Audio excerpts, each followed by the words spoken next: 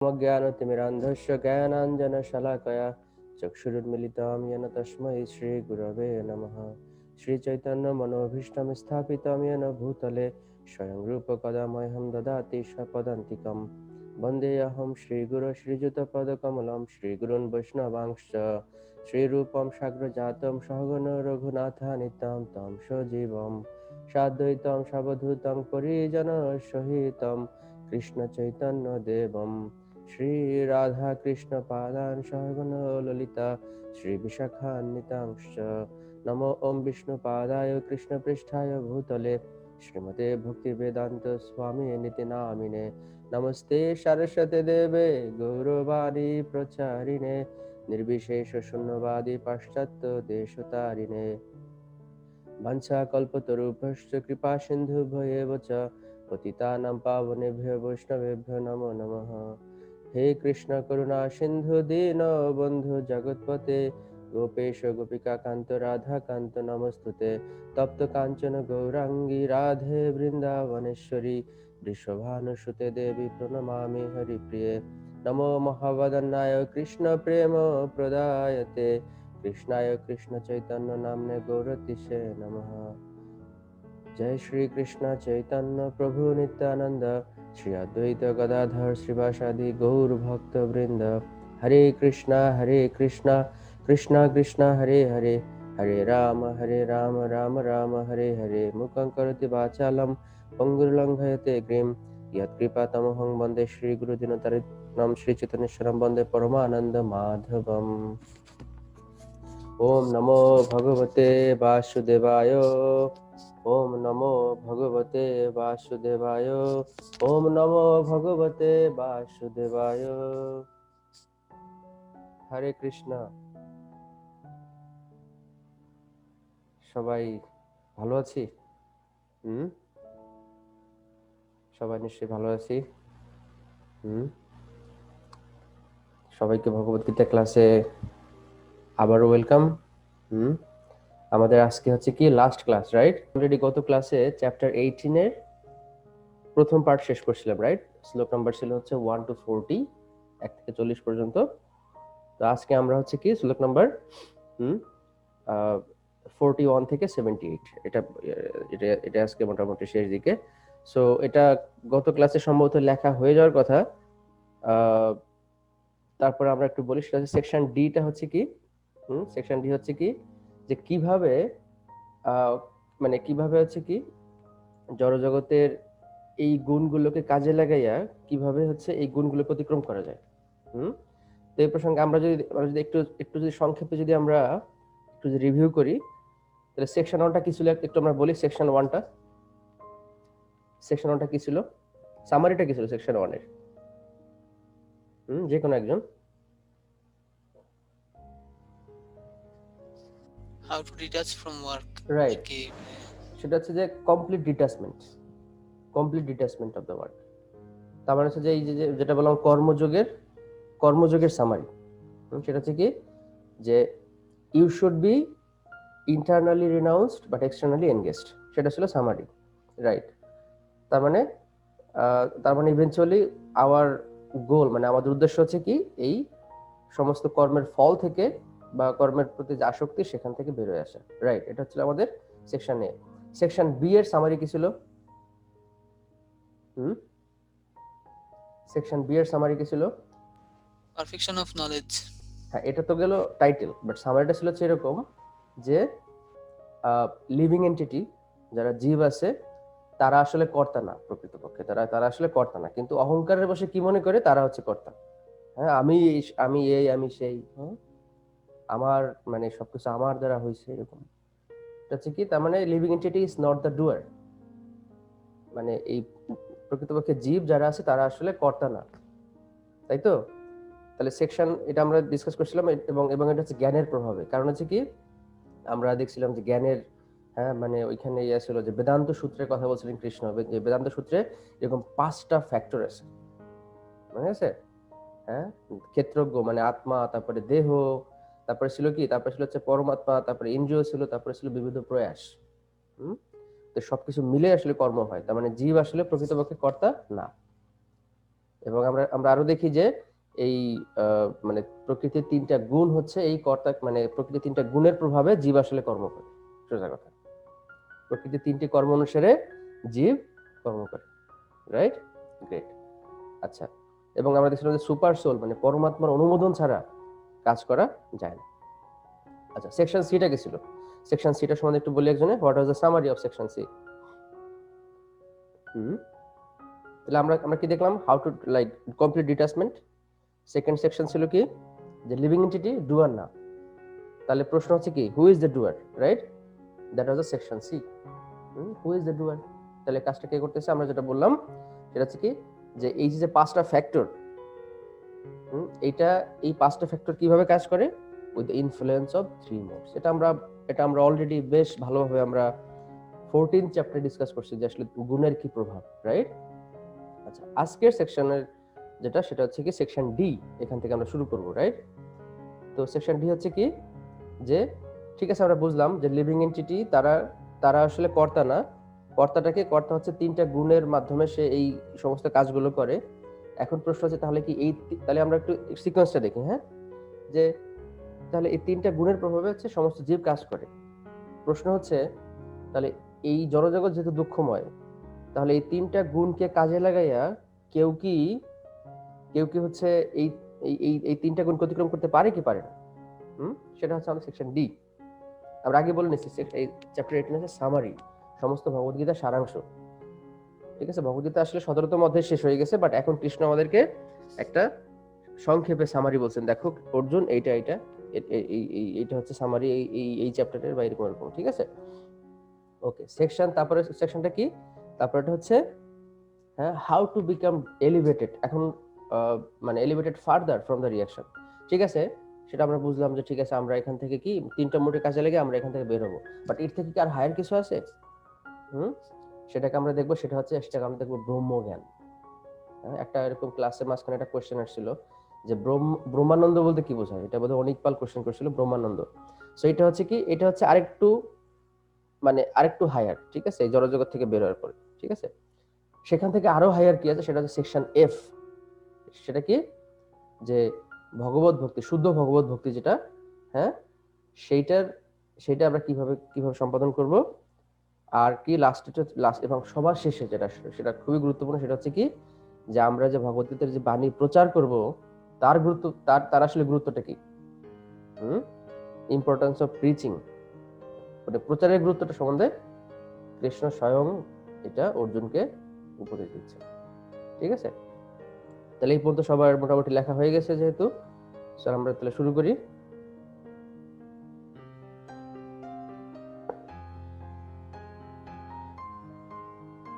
সবাই দেখতে পাচ্ছি ভগবদ্গীতা?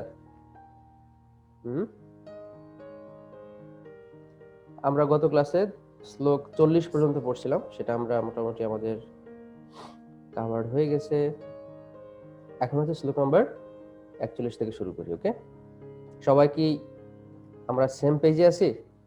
সবাই কি একই পেজে আছে সবাই? ওকে, গুড। শ্লোক 41, হে পরন্তপ। তাহলে আমাদের এই সেকশন ডি এর টাইটেলটা কি ছিল? যে আমরা যেহেতু জড়জগতে আছি, তিনটা গুণের মাধ্যমে যদি আবদ্ধ আছি, তাহলে এখান থেকে বের হওয়ার উপায় কি? এখান থেকে বের হওয়ার উপায়টা কি? সেটা হচ্ছে কি, সেটা হচ্ছে বর্ণাশ্রম ধর্ম। বর্ণাশ্রম ধর্ম মানে কি, যে যেই বর্ণে আছে, যে যে আশ্রমে আছে, সেই ধর্ম পালন করে সে চাইলে সেখান থেকে বের হতে পারে। কিন্তু মানে এটার একটা সুন্দর ওয়ে আছে। আচ্ছা, এই ওয়েটা কি আমরা একটু দেখি, আমাদের কতটুকু মনে আছে প্রিভিয়াস ক্লাসের যেগুলো, যে বর্ণাশ্রম ধর্মের উদ্দেশ্যটা কি ছিল?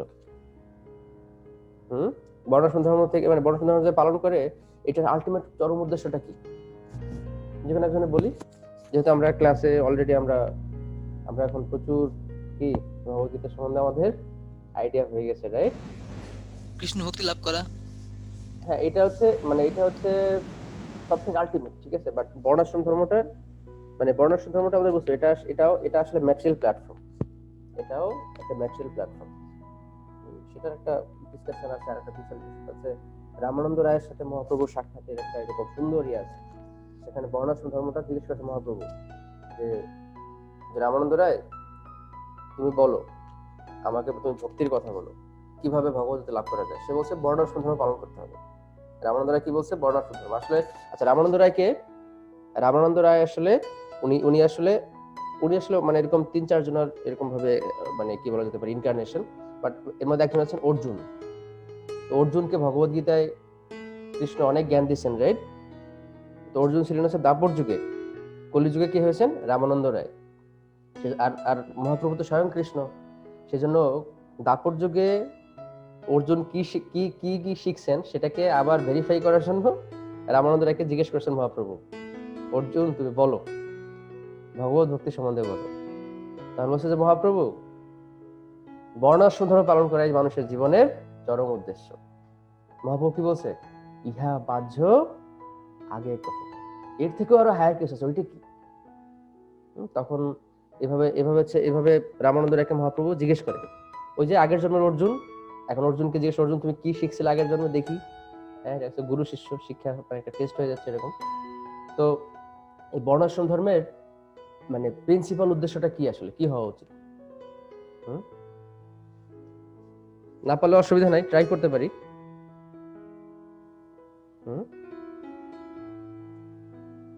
যার যার গুণ কর্ম অনুসারে তো তাকে বর্ণাশ্রমের ভিত্তিতে করা হতো। তো যার যার গুণাবলী এবং কর্ম অনুযায়ী সে তার স্তর থেকে আরো উন্নত স্তরে উন্নীত হবে এবং তারপর কৃষ্ণ সম্পাদন করবে, চরমে কৃষ্ণ ভক্তি সম্পাদন করবে। যেমন ব্রাহ্মণরা, তারা হচ্ছে সবচেয়ে উন্নত বুদ্ধিমত্তা সম্পন্ন, তারা ভগবান ব্রহ্ম জ্ঞান লাভ করবে, ভগবানের সেবা পূজা করবে। আর ক্ষত্রিয় যারা, তারা হচ্ছে ওই রকম শক্তিশালী থাকেন, তো তারা হচ্ছে সবাইকে রক্ষা করেন, দুর্বলদেরকে রক্ষা করেন, রাজ্যবাসীকে রক্ষা করেন। আবার যারা বৈশ্য, তারা হচ্ছে গো রক্ষা, ব্যবসা বাণিজ্য, কৃষি এগুলো কিন্তু কিন্তু কিন্তু কিন্তু তারা এগুলো কি জন্য করবেন? কি জন্য করবেন? আলটিমেটলি সবাইকে কৃষ্ণ ভক্তিতে উন্নীত করাই হচ্ছে মূল উদ্দেশ্য। সেটা হচ্ছে বিষ্ণুর প্রীতি সম্পাদন করার জন্য। এটা হচ্ছে বর্ণাশ্রম ধর্মের আলটিমেট গোল। হ্যাঁ, এটা হচ্ছে বিষ্ণু প্রীতি সম্পাদনের জন্য করা হচ্ছে। ঠিক আছে, আমরা বুঝলাম ব্রাহ্মণের অনেক মানে যেমন এখানে কৃষ্ণ এখানে বলবেন যে ব্রাহ্মণদের কি কোয়ালিটি, শূদ্রদের কি কোয়ালিটি, বৈশ্যদের কি কোয়ালিটি, আমরা একটু পড়ি তাহলে। হ্যাঁ, হে পরন্তপ, স্বভাবজাত গুণ অনুসারে ব্রাহ্মণ, ক্ষত্রিয়, বৈশ্য ও শূদ্রদের কর্মসমূহ বিভক্ত হয়েছে। এটা হচ্ছে কি, এটা আমাদের বুঝতে পারি, কিন্তু কৃষ্ণ গুণ অনুসারে, নট নট জন্ম অনুসারে। কিন্তু এখন আমরা কি দেখি? হ্যাঁ, ব্রাহ্মণের ছেলে কি ব্রাহ্মণ হয়ে গেছে, ব্রাহ্মণের ছেলে ব্রাহ্মণ। কিন্তু কৃষ্ণ কি এখানে বলছেন যে জন্ম অনুসারে ব্রাহ্মণ? বলছেন না, স্বভাবজাত গুণ অনুসারে। ঠিক আছে, গুণ মানে কার কি কোয়ালিটি বা কর্ম অনুসারে, রাইট? এখন আমরা দেখি যে ব্রাহ্মণদের তাহলে কি কি স্বভাবজাত কর্ম? ব্রাহ্মণদের কি সম, দম, তপ, শৌচ, ক্ষান্তি, সরলতা, জ্ঞান, বিজ্ঞান ও আস্তিক্য, এগুলি ব্রাহ্মণদের স্বভাবজাত কর্ম। তো ব্রাহ্মণের কয়টা গুণ এখানে বলছে? 9টা গুণ বলছে এখানে। হ্যাঁ, সম, দম, সম মানে কি? সহ্য করার ক্ষমতা, বা সম মানে হচ্ছে সংযম, নিজে ইন্দ্রিয় তৃপ্তি। এটা হচ্ছে মানে সম হচ্ছে অন্তরিন্দ্রিয়, মানে ভিতরের মন, বুদ্ধি, অহংকার এগুলোকে নিয়ন্ত্রণ করা। দম হচ্ছে বহিরিন্দ্রিয়, মানে বহিরিন্দ্রিয় যেটা, হ্যাঁ, 5টা ইন্দ্রিয় যেটা আছে সেগুলো সংযম, এরকম আর কি। এগুলো হচ্ছে ব্রাহ্মণদের কোয়ালিটি। আচ্ছা, তারপরে দেখি যে শৌর্য, তেজ, ধৃতি, দক্ষতা, যুদ্ধে অপলায়ন, দান ও শাসন ক্ষমতা, এগুলি হচ্ছে ক্ষত্রিয়ের স্বভাবজাত কর্ম।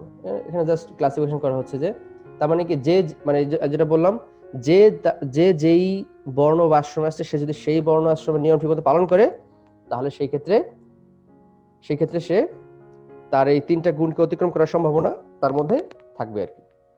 আচ্ছা, কৃষি, গোরক্ষা ও বাণিজ্য, এই কয়েকটি বৈশ্যের স্বভাবজাত কর্ম, এবং পরিচর্যাত্মক কর্ম শূদ্রের স্বভাবজাত।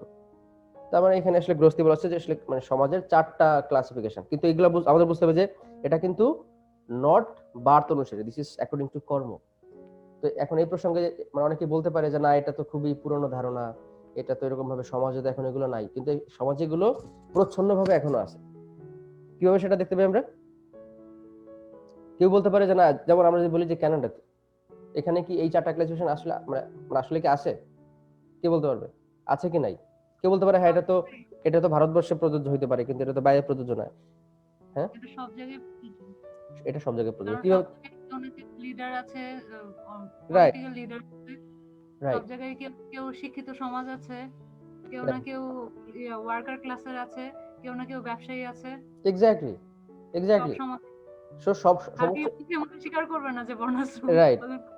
এবং এবং এবং এই যে বর্ণাশ্রম ধর্ম, তার মানে আমরা দেখতেছি সব জায়গাতে কিন্তু আছে। কারণ কেউ, ওই যে বললাম, কেউ দেখা যাচ্ছে কেউ হচ্ছে নীতি নির্ধারক, আছে কিনা আমাদের, আমরা জানি কিনা যে মানে কি বলে, পলিসি মেকার। আবার কেউ আছে অ্যাডমিনিস্ট্রেশন, যারা ওই যে ক্ষত্রিয় টাইপের। তারপরে কেউ আছে কি ব্যবসা বাণিজ্য, বৈশ্য, বিজনেস করে যারা। আর কিছু আছে কি যারা হচ্ছে they are just only working with like with the full potency, just serving the other three classes, low class যেগুলো বলা হয়। কিন্তু একটা ইন্টারেস্টিং ব্যাপার হচ্ছে, কলিযুগে আসলে কি সবাই সবাই কি সবাই শূদ্র, জন্ম জায়তে শূদ্র। আচ্ছা যাই হোক, আমরা নেক্সট এতে চলে যাই।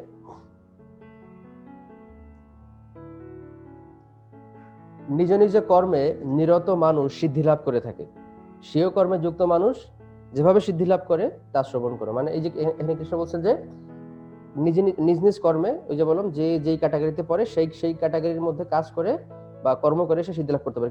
কিন্তু এখানে একটা শর্ত আছে। শর্তটা কি? শর্তটা হচ্ছে, শর্তটা আমরা একটু দেখি।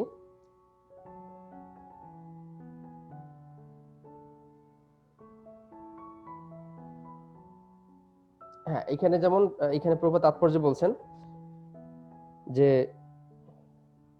সকলেরই মনে রাখা উচিত যে সমস্ত ইন্দ্রিয়ের অধীশ্বর, ইন্দ্রিয়ের ঈশ্বর ঋষিকেশের দ্বারা তারা ভিন্ন ভিন্ন বিশেষ ধরনের কর্মে নিযুক্ত হয়েছে, এবং সেই সকল কর্মের ফলের দ্বারা পরম পুরুষোত্তম ভগবান শ্রীকৃষ্ণের উপাসনা করা কর্তব্য।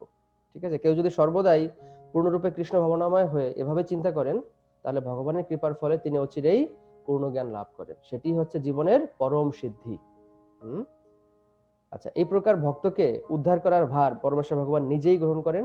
সেটি হচ্ছে জীবনের পরম সিদ্ধি। যে কোনো রকম কর্মে নিযুক্ত থাকুন না কেন, যদি তিনি পরমেশ্বর ভগবানের সেবা করেন, তাহলে তিনি পরম সিদ্ধি লাভ করতে পারবেন। আচ্ছা, তাহলে মানে আমরা বুঝতে পারছি যে কোনো যে কর্মে আছে, কোনো ডাজন্ট ম্যাটার, বাট ইভেন্চুয়ালি সেটা হচ্ছে বিষ্ণুর প্রীতি সম্পাদন করার জন্য। সেটা কৃষ্ণ এখানে আরো বলবেন। আচ্ছা, এখানে কৃষ্ণ সুন্দর কথা বলছেন যে উত্তম রূপে অনুষ্ঠিত পরধর্ম অপেক্ষা অসম্যক রূপে অনুষ্ঠিত স্বধর্মই শ্রেয়। মানুষ স্ববিহিত কর্ম করে কোনো পাপ প্রাপ্ত হয় না। এটা খুব ইন্টারেস্টিং। কৃষ্ণ বলছেন কি, স্বধর্ম আচরণ করে। স্বধর্ম বলতে এখানে কি বোঝাচ্ছে? এখানে বোঝাচ্ছে বর্ণাশ্রম ধর্মের কথা বলেছে। এখন কেউ কেউ যদি ব্রাহ্মণ হয়, তার ব্রাহ্মণের কাজকর্মই করা উচিত, আর্টিফিশিয়ালি কোনো কিছু ইয়ে করা উচিত। যেমন হচ্ছে এরকম, একবার হরিদাস ঠাকুরের আমার একটা হচ্ছে কাহিনী মনে পড়তেছে, বাস্তব যেটা কাহিনী, সেটা হচ্ছে যে হরিদাস ঠাকুর, হ্যাঁ, উনি হচ্ছে নাম আচার্য। প্রতিদিন কমপক্ষে 3 লক্ষ মালা জপ করতেন, রাইট? 3 লক্ষ মালায় কত, মানে 3 লক্ষ নাম জপ করলে কত মালা হয়? হ্যাঁ, কি বলতে পারবে? 3 লক্ষ নাম জপ করলে কত মালা হয়? হ্যাঁ, 192 মালা। আমরা কত মালা জপ করি? 16 মালা জপ করি। আর উনি করতেন 192 মালা জপ করতেন। ঠিক আছে? তারপরে বোঝা যাচ্ছে 16 মালা করতে লাগে 2 ঘন্টা। তাহলে 192 মালা জপ করতে কত ঘন্টা লাগবে? যাই হোক, এরকম ভাবে উনি জপ করেছেন, নামাচার্য। তো উনি তো খুব এরকম ভাবে, মানে ওরকম ভাবে হরিনাম করতেন খুব। এবং এবং যেহেতু উনি একজন মানে শুদ্ধ ভগবত ভক্ত, রাইট? তো কি হলো ব্যাপারটা? ওনাকে দেখে, আচ্ছা, উনি যখন হরিনাম করতেন তখন অনেক সময় উনি এরকম ওনার এরকম অনেক বিকার হতো শরীরে। বিকার মানে কি? বিকার হচ্ছে কিরকম, উনি হয়তো জব করতে করতে এরকম থাকে না, রোমাঞ্চ কম্পশ্রু তরঙ্গ ভাজ, এরকম টাইপের। মানে রোমাঞ্চ মানে কি, অনেক সময় দেখা যাচ্ছে যে শরীর খুব মানে খুবই, মানে এরকম ভাবে দেখা যাচ্ছে যে পুলকিত টাইপের, এরকম ভাবে বোঝানো হচ্ছে। তারপরে অনেক সময় শরীর এরকম কম্প হয়, মানে শরীর এরকম ভাবে কাঁপে, অনেক এরকম হয়, এরকম 8টা বিকার আছে। এটা হলো অষ্টসাত্ত্বিক বিকার। এরকম ভাবে অনেক সময় এরকম অজ্ঞান হয়ে পড়ে যান হরিনাম করতে করতে। এরকম আমাদের ক্ষেত্রে এরকম হইলে আবার মানুষ হলে পাগল আসতে থেকে না। যাই হোক, এটা আস্তে আস্তে সময়ের সাথে সাথে যদি কেউ শুদ্ধভাবে ইয়ে করে, তাহলে এক সময় এরকম বিকার দেখা যায়। এটা আপনারাও দেখবেন অনেক সময় দেখা যায় ভগবানের কাছে, মানে হয়তো ভগবানকে দর্শন করতে গেছেন বা কোনো একটা এরকম ভাবে, অনেক সময় দেখা যায় কি গায়ের লোম কি হয়ে যায়, গায়ের হচ্ছে লোম খাড়া হয়ে যায়। এটা একটা কাইন্ড অফ, এটা এক ধরনের মানে খুব অল্প মাত্রায় আর কি বিকার। ঠিক আছে? এটা যদি ভগবত ভক্তিতে হয় আর কি। এনিওয়েজ, তো এরকম ভাবে মানে হরিদাস ঠাকুর এরকম পূর্ণমাত্রায় বিকার হতো। তো এটা দেখে একজন ব্রাহ্মণ, মানে তথাকথিত ব্রাহ্মণ, সে চিন্তা করছে যে হ্যাঁ, হরিদাস ঠাকুর তো অনেক পপুলার হয়ে গেছে, তাহলে এখন থেকে আমিও এরকম ভাবে করবো, আমি এরকম ভাবে বিকার দেখাবো মানুষকে, আমি যে কত বড় ভক্ত এটা আমি দেখাবো। ঠিক আছে, তো সে কি করলো, সে এরকম ভাবে হরিদাস ঠাকুরের মতো করে এরকম জব করে করে একবার নিজে এরকম ইচ্ছা করে অচেতন হয়ে গেছে। ইচ্ছা করে মাটিতে গড়াগড়ি খেয়ে সে অচেতন হয়ে গেছে।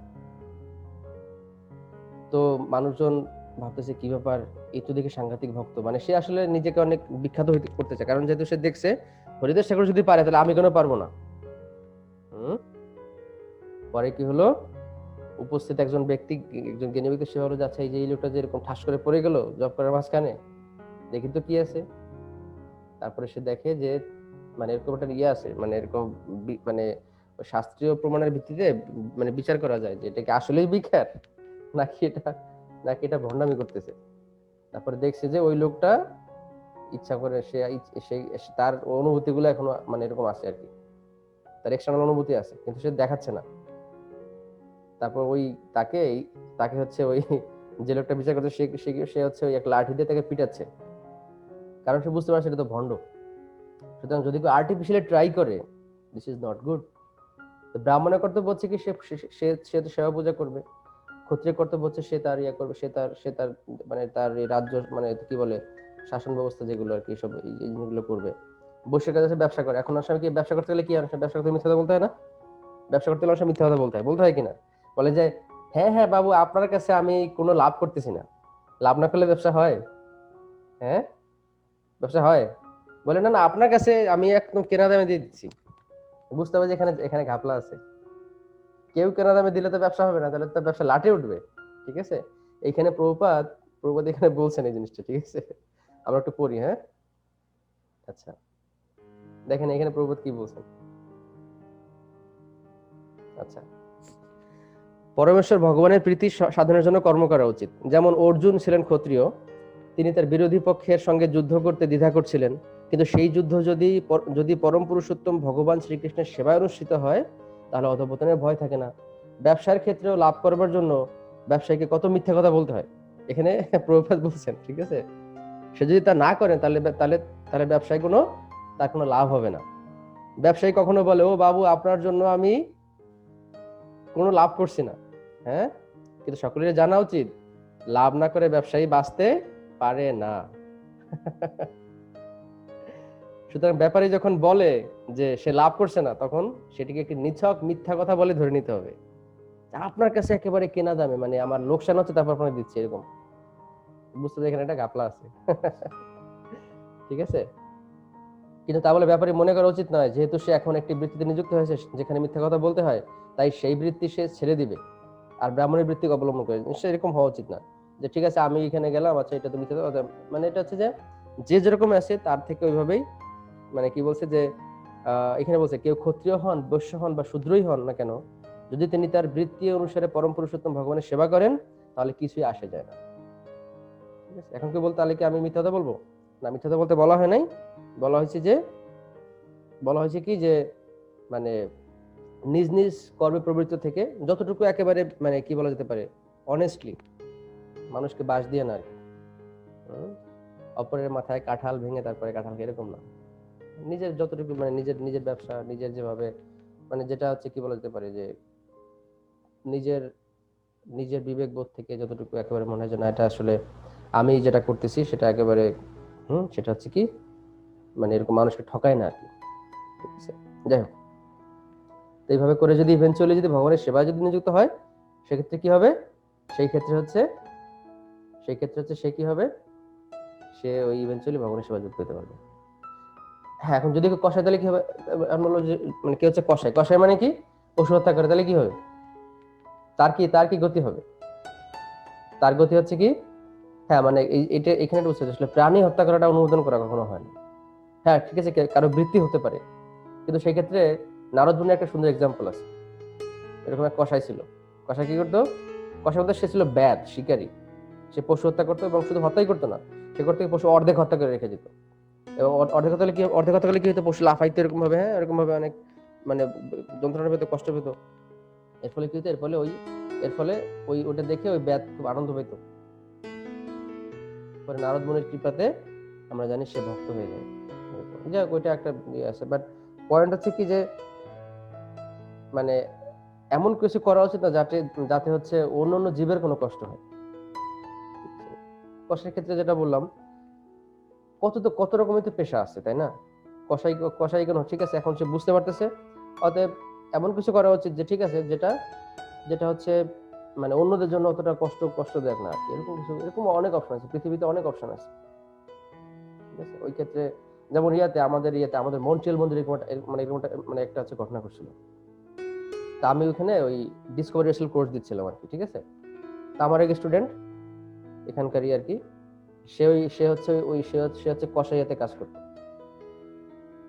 সে কসাইগিরিতে কাজ করতো।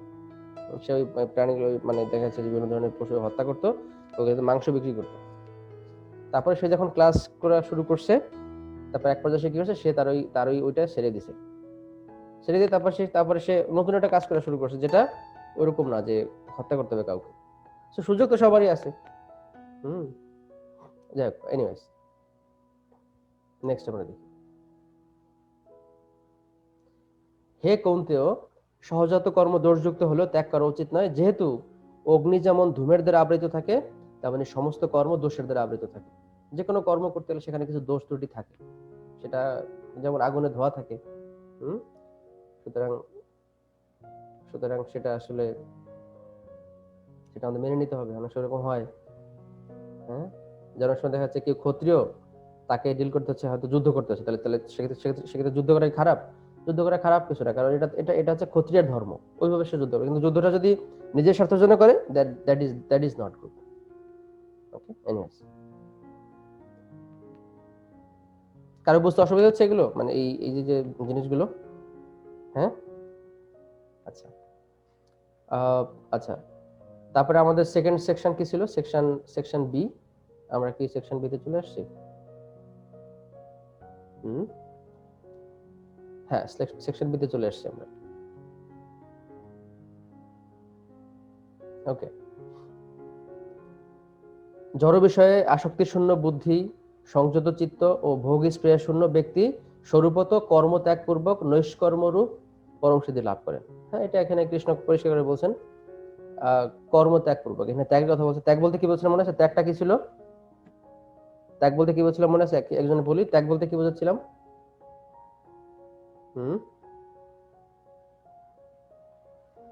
যে কোনো একজন। ত্যাগ মানে কর্ম করে যাওয়া, কিন্তু রেজাল্ট গুলি যা আসে ওগুলি কৃষ্ণের কাছে এক্স্যাক্টলি, রাইট। তো কৃষ্ণ এখানে বলছেন, হে কৌন্তেয়, নৈষ্কর্ম সিদ্ধি লাভ করে, নৈষ্কর্ম মানে যেটা ওই যে বললাম কর্মত্যাগ, মানে কর্মের ফল ত্যাগ যেটা, হ্যাঁ, নৈষ্কর্ম সিদ্ধি লাভ করে জীব যেভাবে জ্ঞানের পরানিষ্ঠারূপ ব্রহ্মকে লাভ করেন, তা আমার কাছে সংক্ষেপ শ্রবণ করেন। কৃষ্ণ বলছে, ঠিক আছে, দেখো, এভাবে যদি কেউ ত্যাগের প্রতি হয়, সেক্ষেত্রে কিভাবে সে ওই ভগবানকে লাভ করে, মানে ব্রহ্মকে লাভ করে। মানে আমরা যদি ভগবানের তিন ভাবে ভগবান প্রকাশিত হন, এটা কি? ব্রহ্ম হচ্ছে প্রাথমিক স্তর, তারপরে পরমাত্মা, তারপরে হচ্ছে কি ভগবান স্বয়ং, ঠিক আছে। আচ্ছা, তো সেটা আমরা এই ডিসকাশন নেক্সট আমরা দেখি। বিশুদ্ধ বুদ্ধিযুক্ত হয়ে মনকে ধৃতির দ্বারা নিয়ন্ত্রিত করে, শব্দ আদি ইন্দ্রিয় বিষয় সমূহ পরিত্যাগ করে, রাগ ও দেশ বর্জন করে, নির্জন স্থানে বাস করে, অল্প আহার করে, দেহ মন ও বাক সংযত করে, সর্বদা ধ্যানযোগে যুক্ত হয়ে বৈরাগ্য আশ্রয় করে, অহংকার, বল, দর্প, কাম, ক্রোধ, পরিগ্রহ থেকে সম্পূর্ণরূপে মুক্ত হয়ে মমত্ব বোধশূন্য শান্ত পুরুষ ব্রহ্ম অনুভবে সমর্থ হন। এটাই হচ্ছে ব্রহ্ম অনুভূতি। সেটা যে কিরকম, যে সমস্ত জিনিস থেকে আমি যেটা বললাম। হ্যাঁ, তাহলে আমরা একটু দেখি, আমরা একটু সিকোয়েন্সটা যদি দেখি, ইয়োগা ল্যাডার যেটা বলছিলাম, প্রথমে কি কমপ্লিট ডিটাচমেন্ট, ঠিক আছে। যখন ডিটাচ, তখন কি এরপর হচ্ছে পিওর নলেজ আসলো। আমরা দেখছি যে প্রথমে কর্ম ছিল, কর্মযোগ, ডিটাচমেন্ট, তারপরে কি বলছি, তারপরে জ্ঞান যোগে পিওর নলেজ। সেটা হচ্ছে কি, I am not this body, right? বা যদি বলি যে I am the part and parcel of super soul, ঠিক আছে। এই যে উপলব্ধি, সেটা হচ্ছে ব্রহ্ম।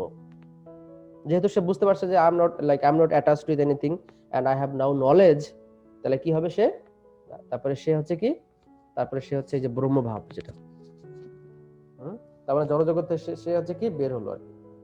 ব্রহ্ম হচ্ছে কি, ব্রহ্মটা হচ্ছে জড়জগতের উপরে। এবং আমরা দেখি যে তাহলে এরকম ভাবে এই ব্রহ্মাণ্ডের এরকম এরকম এরকম হচ্ছে অনেকগুলো আবরণ আছে। যেমন একটা হচ্ছে কি, প্রথমে প্রথমে যেটা বললাম পঞ্চভূতের আবরণ, তারপরে সবার শেষের আবরণটা কি কি বলতে পারবে? একদম এই ব্রহ্মাণ্ডের, যদি আমরা এভাবে বলি, ব্রহ্মাণ্ডটা হচ্ছে একটা যে আছে নারকেলের ক্ষেত্রে কি হয়, নারকেলের ভিতরে একদম জল থাকে, রাইট?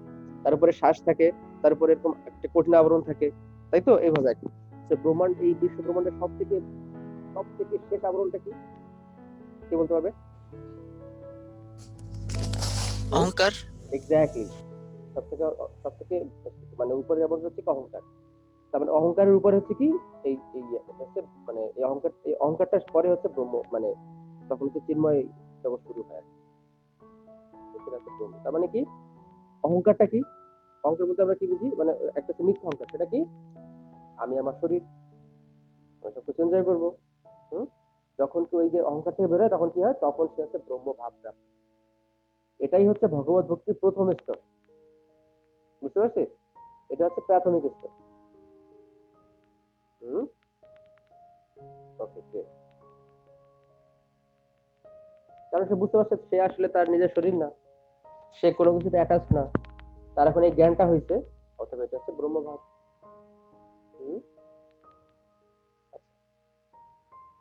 এবং এতে কি হয়? ব্রহ্মভূত প্রসন্নাত্মা ন সচিতি নকাংশতি সম সর্বেষু ভূতেষু মদ্ভুক্তিং লভতে পরা।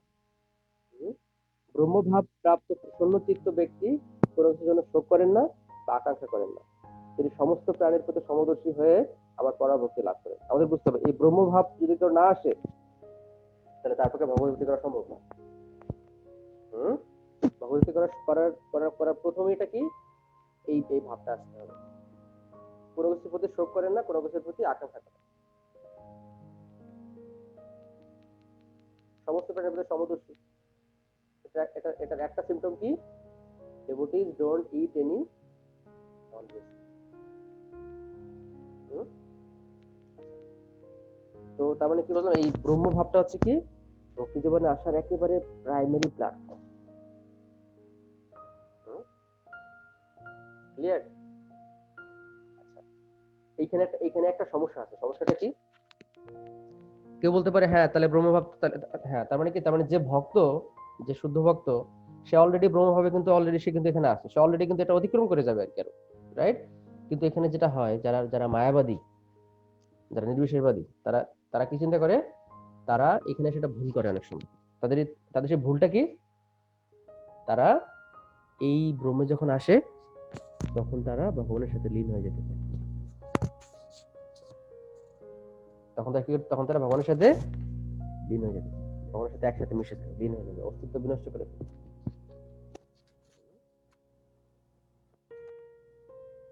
এটা হচ্ছে মানে এটা হচ্ছে ওই নির্বিশেষবাদীদের সমস্যা। কিন্তু সমস্যা বলতে তারা আসলে এটা কি জীবনে পরম উদ্দেশ্য বলে মনে করে। কিন্তু কেউ যদি এই ব্রহ্মভাবে এসেও যদি ভগবানের কাছে বলে ভগবান আমি তোমার সেবা করতে চাই, তখন ভগবান তাকে সেবার সুযোগ প্রদান করে। বুঝতে পারছি? এবং এই যে বললাম, এই যে পার্থক্য বুঝতে পারে যে না আমি ব্রহ্মভাবে আসছি, that is okay, but there is something more than that. সেজন্য আমাদের সদ্গুরুদেব দরকার, আমাদেরকে গাইড করার জন্য। ঠিক আছে? এখানে অনেকেই বলে, আচ্ছা এটা আমরা পরবর্তী শ্লোকে দেখবো, আমরা এখন এটা ডিসকাস না করি। যেমন এখানে প্রভু তাৎপর্য বলছেন, হ্যাঁ আর কি আপনার এই যে শব্দ আদি ইন্দ্রিয় বিষয়সমূহ ত্যাগ করে, মানে কি আর কি কিছু শুনবে না বা দেখবে না এরকম? হ্যাঁ এক্স্যাক্টলি, এটা খুবই খুবই খুবই খুবই ভালো প্রশ্ন। এটা হচ্ছে মায়াবাদীরা এরকম চিন্তা করে, কোনো কিছু দেখবো না, কোনো কিছু শুনবো না, হ্যাঁ টাকা না না না না, এই টাকা ধরা যাবে না, এটা মায়া। কিন্তু প্রভুপাদ কি বলছেন? না, শুনবো। যেমন এখানে আমরা আমরা আমরা দেখছি যে ইয়াতে আমরা এই ভগবদ্গীতার প্রিভিয়াস একটা চ্যাপ্টার দেখছিলাম যে ভক্তরা হচ্ছে মৌন। মৌন মানে কি? মৌন মানে কি? আমরা জানি মৌন বলতে কি বোঝায়, কোনো কথা বলে না। কিন্তু মৌন বলতে এখানে এখানে এখানে বলছে কি অপ্রয়োজনীয় কথা বলার দরকার নাই, কিন্তু ভগবানের মহিমা বলতে পারে সারাদিন, কোনো সমস্যা নেই। মানে এটাকে বলে মৌন। মনো মানে কি? ভগবানের কথা বলতে কোনো অসুবিধা নেই। শব্দ আদি ইন্দ্রিয় শুনবে না। কোন ধরনের শব্দ শুনবে না? প্রজল্প। কিন্তু ভগবানের কথা শ্রবণ করবে। শীর্ণতাং সকথাং কৃষ্ণ পূর্ণ শ্রবণ কীর্তন হৃদয়ান্তস্থায়ী অভদ্রাণী বিধুনতি সুহৃৎশতম। হ্যাঁ, শীর্ণতা সকথা কৃষ্ণ, কৃষ্ণ কথা শ্রবণ করতে, পূর্ণ শ্রবণ কীর্তন, শুধু শোনাই না, কীর্তন করতে করার, মানে কীর্তন করার কথা বলা হচ্ছে। তার মানে কি, সে সবকিছুই করবে, বাট যেটা বললাম জাগতিক জিনিস না, যেগুলোতে আরো বেশি এন্টাঙ্গেলড হয়ে যায়। নো, নট দ্যাট, স্পিরিচুয়াল জিনিসগুলো। কারণ কি? কারণ হচ্ছে ইভেন্চুয়ালি প্রত্যেক জীব কি চায়? কি বলতে পারে? প্রত্যেক জীব কি চায়? আনন্দ চায়। এখন যদি সে কোনো কিছু দেখবে না, শুনবে না, তাহলে কি আনন্দ পাবে সে একসময়? যে কি, তাহলে কি হচ্ছে? সে তো ইনার্ট হয়ে গেল। নো, কিন্তু living entity is not inert, he needs something. অথবা সে শুনবে, ভগবত কথা শ্রবণ করবে। তারপরে হচ্ছে যেরকম আমরা দেখি যে এটা আমি প্রায়ই বলি, সেটা হচ্ছে শিক্ষাষ্টকম এরকম আছে, আনন্দাম বোধিবর্ধনম প্রতিপদং পূর্ণামৃত আস্বাদনম। বুঝতে পারছি? তবে তাকে তো কিছুটা করতে হবে। লিভিং এন্টিটি ক্যানট স্টে নন এনগেজড, তাদেরকে কিছু না কিছু করতেই হবে। ঠিক আছে? তাহলে কি শ্রবণ করবো, কিন্তু ভগবানের কথা শ্রবণ করবো, কীর্তন করবো, কিন্তু ভগবানের কথা কীর্তন করবো। এটা হচ্ছে হাইয়েস্ট স্টেজ। কিন্তু আমাদের ক্ষেত্রে কি, আমরা কি সেগুলো করতে সবসময় পারি? আমাদেরকে পড়াশোনা করতে হচ্ছে, কারো চাকরি করতে হচ্ছে। তো সেজন্য বলছে যে তুমি যাই করো না করো, that is okay, but give the result to Krishna. সেটা আমরা একটু দেখি এখানে কৃষ্ণ। আচ্ছা, এটা আমরা একটু মানে মিস করে গেছি একটা শ্লোক এরকম ভাবে, একটু দেখে নিই এটা।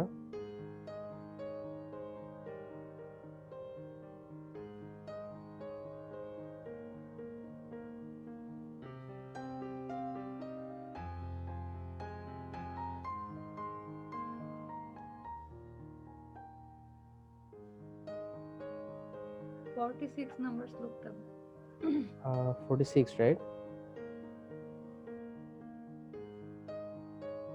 না 46 না, এটা বোধহয় লাস্টের দিকে আছে, লাস্টের দিকে আমরা দেখবো। ঠিক আছে,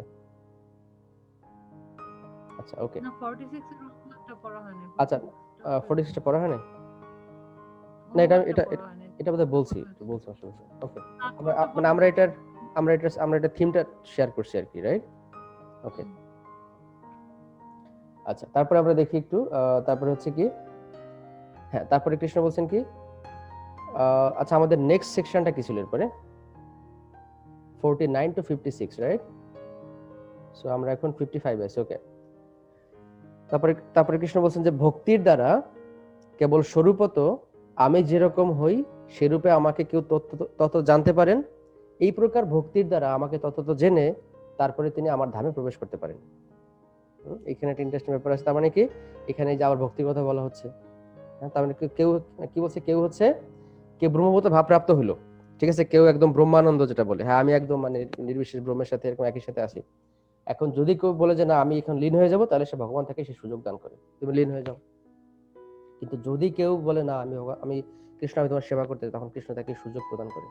তারপর এখান থেকে আরো হায়ার, সেটা হচ্ছে কি বৈকুণ্ঠ থেকে আরো হায়ার কি, সেটা হচ্ছে গোলক বৃন্দাবন। মানে বৈকুণ্ঠের মধ্যেই সব থেকে হাইয়েস্ট প্রকোষ্ঠ কি, গোলক বৃন্দাবন। ঠিক আছে, তো এখানে একটা ব্যাপার আছে, সেটা খুব ইন্টারেস্টিং। এখানে মায়াবাদীরা বলে কি, বা নির্বিশেষবাদীরা কি বলে, তারা বলে যে কেন এখানে তো কৃষ্ণ বলছেই তারা আমার ধামে প্রবেশ করে, তারা মনে করে কি ধামে প্রবেশ করে তাদের অস্তিত্ব বিনষ্ট হয়ে যায়, সেটা তা না। এবং তারা বলে কি, নদী যখন সমুদ্রে যখন পতিত হয়, তখন নদীর জলের অস্তিত্ব থাকে তখন এর সাথে মার্জ হয়ে যায় না? তারা, এবং মায়াবাদীরা কি বলে, তারা বলে কি, হ্যাঁ কৃষ্ণ এখানে বলেই দিছে যে আমার ধামে প্রবেশ করে, তার মানে এই ধামে প্রবেশ করে তারা একসাথে তাদের অস্তিত্ব বিলীন হয়ে যায়। কিন্তু প্রভুপাদ কি বলছে? প্রভুপাদ বলছে না, example should not be river and ocean, it should be কি, এটা হচ্ছে যে ওই আমরা জানি কি ওশানের মধ্যে কি, সমুদ্রের মধ্যে অনেক প্রাণী থাকে না? তারা যখন সমুদ্রের মধ্যে যখন প্রবেশ করে, তখন তাদেরকে অস্তিত্ব বিনষ্ট হয়ে যায় না। কারণ সমুদ্রের তলদেশে কত ধরনের প্রাণী আছে না? উপর থেকে মনে হয় কি, ও হ্যাঁ সব সমুদ্র, কিন্তু যদি কেউ ভিতরে ঢুকে, তাহলে কি দেখবে এখানে, কি দেখবে? মাছ আছে কি নাই? বিভিন্ন ধরনের প্রাণী আছে কি নাই? আছে। উপর থেকে দেখলে কি মনে হয় সমুদ্রে শুধু জলরস আর ভিতরে কিছুই নাই। কিন্তু যদি কেউ ভিতরে ঢুকে তাহলে কি দেখবে? বিশাল প্রাণী জগৎ সেখানে আছে। বুঝতে পারছি? সুতরাং কেউ যখন ধামে প্রবেশ করে, যেহেতু সে ভগবানের ভক্তি করে করে এভাবে, তারপরে তার অস্তিত্ব বিনষ্ট হয়ে যায় না। ঠিক যেরকম অনেক জলজ প্রাণী আছে সমুদ্রে, তাদের অস্তিত্ব বিনষ্ট হয়ে যায়, যায় না, তারা ভগবানের সেবা করে। বুঝতে পারছি? ওকে। এবং সেই সম্বন্ধে ভগবদ্গীতায় কি বলতে পারবে যে মানে এই যে বিনষ্ট হয় অস্তিত্ব, মানে আত্মার যে অস্তিত্ব বিনষ্ট হয় না, এই প্রসঙ্গে কোনো ধরনের কোনো রেফারেন্স দেওয়া যায় কিনা একটু আজ চিন্তা করে বলি। ভগবদ্গীতায় এরকম কোথায় বলা আছে যে আত্মার অস্তিত্ব বিনষ্ট হয় না? আত্মাকে কাটা যায় না, আগুনে পোড়ানো যায় না। হ্যাঁ, এটা একটা ব্যাপার আছে, কিন্তু মানে ভগবান যে আলাদা, প্রত্যেক জীব যে অস্তিত্ব যে আলাদা, এই ধরনের কোনো এক্সাম্পল আছে কিনা কে বলতে পারবে? দেখি একটু। দ্বিতীয় অধ্যায়ে ভগবান বলেছিলেন যে এখানে যত রাজার উপস্থিতি আছে, তুমি আমি আমরা সবাই আসবো, রাইট, আমাদের অস্তিত্ব নষ্ট হবে না। রাইট। এটা হচ্ছে কি নতে বাহম জাতু নাশম নতম নেমে জনাধিপা ন চৈব ন ভবিষ্যাম সর্বে বয়ম অত করে। কৃষ্ণ বলছেন কি, হে অর্জুন, এমন কোন সময় ছিল না যখন আমি ছিলাম না, তুমি ছিলে না, বা এই সমস্ত রাজারা ছিল না, এবং এমন কোন সময় আসবেও না যখন এটা থাকবে না। তার মানে কি এখনো আছে, আগেও ছিল, ভবিষ্যতেও থাকবে। গ্রেট। নেক্সট ইয়েতে চলে যাই আমরা। আছে। হ্যাঁ, তাহলে মায়াবাদী যারা, তারা কি ভগবানের ধাম আর কি, গোলক ধাম, এরপর গোলক বৃন্দাবন, এরপর হচ্ছে বৈকুণ্ঠ ধাম, এগুলো কি বিশ্বাস করে না নাকি? তারা আসলে মনে করে কি, তারা মনে করে যে এগুলো হচ্ছে মায়া। মায়া মানে কিরকম? তারা মনে করে যে অরিজিনাল হচ্ছে ওই যে ব্রহ্মজ্যোতি। বুঝতে পারছি? তারা মনে করে যে এই যে সবিশেষ যেগুলো আছে সেগুলো হচ্ছে যে সেগুলো আসল নয়। আসলটা কি?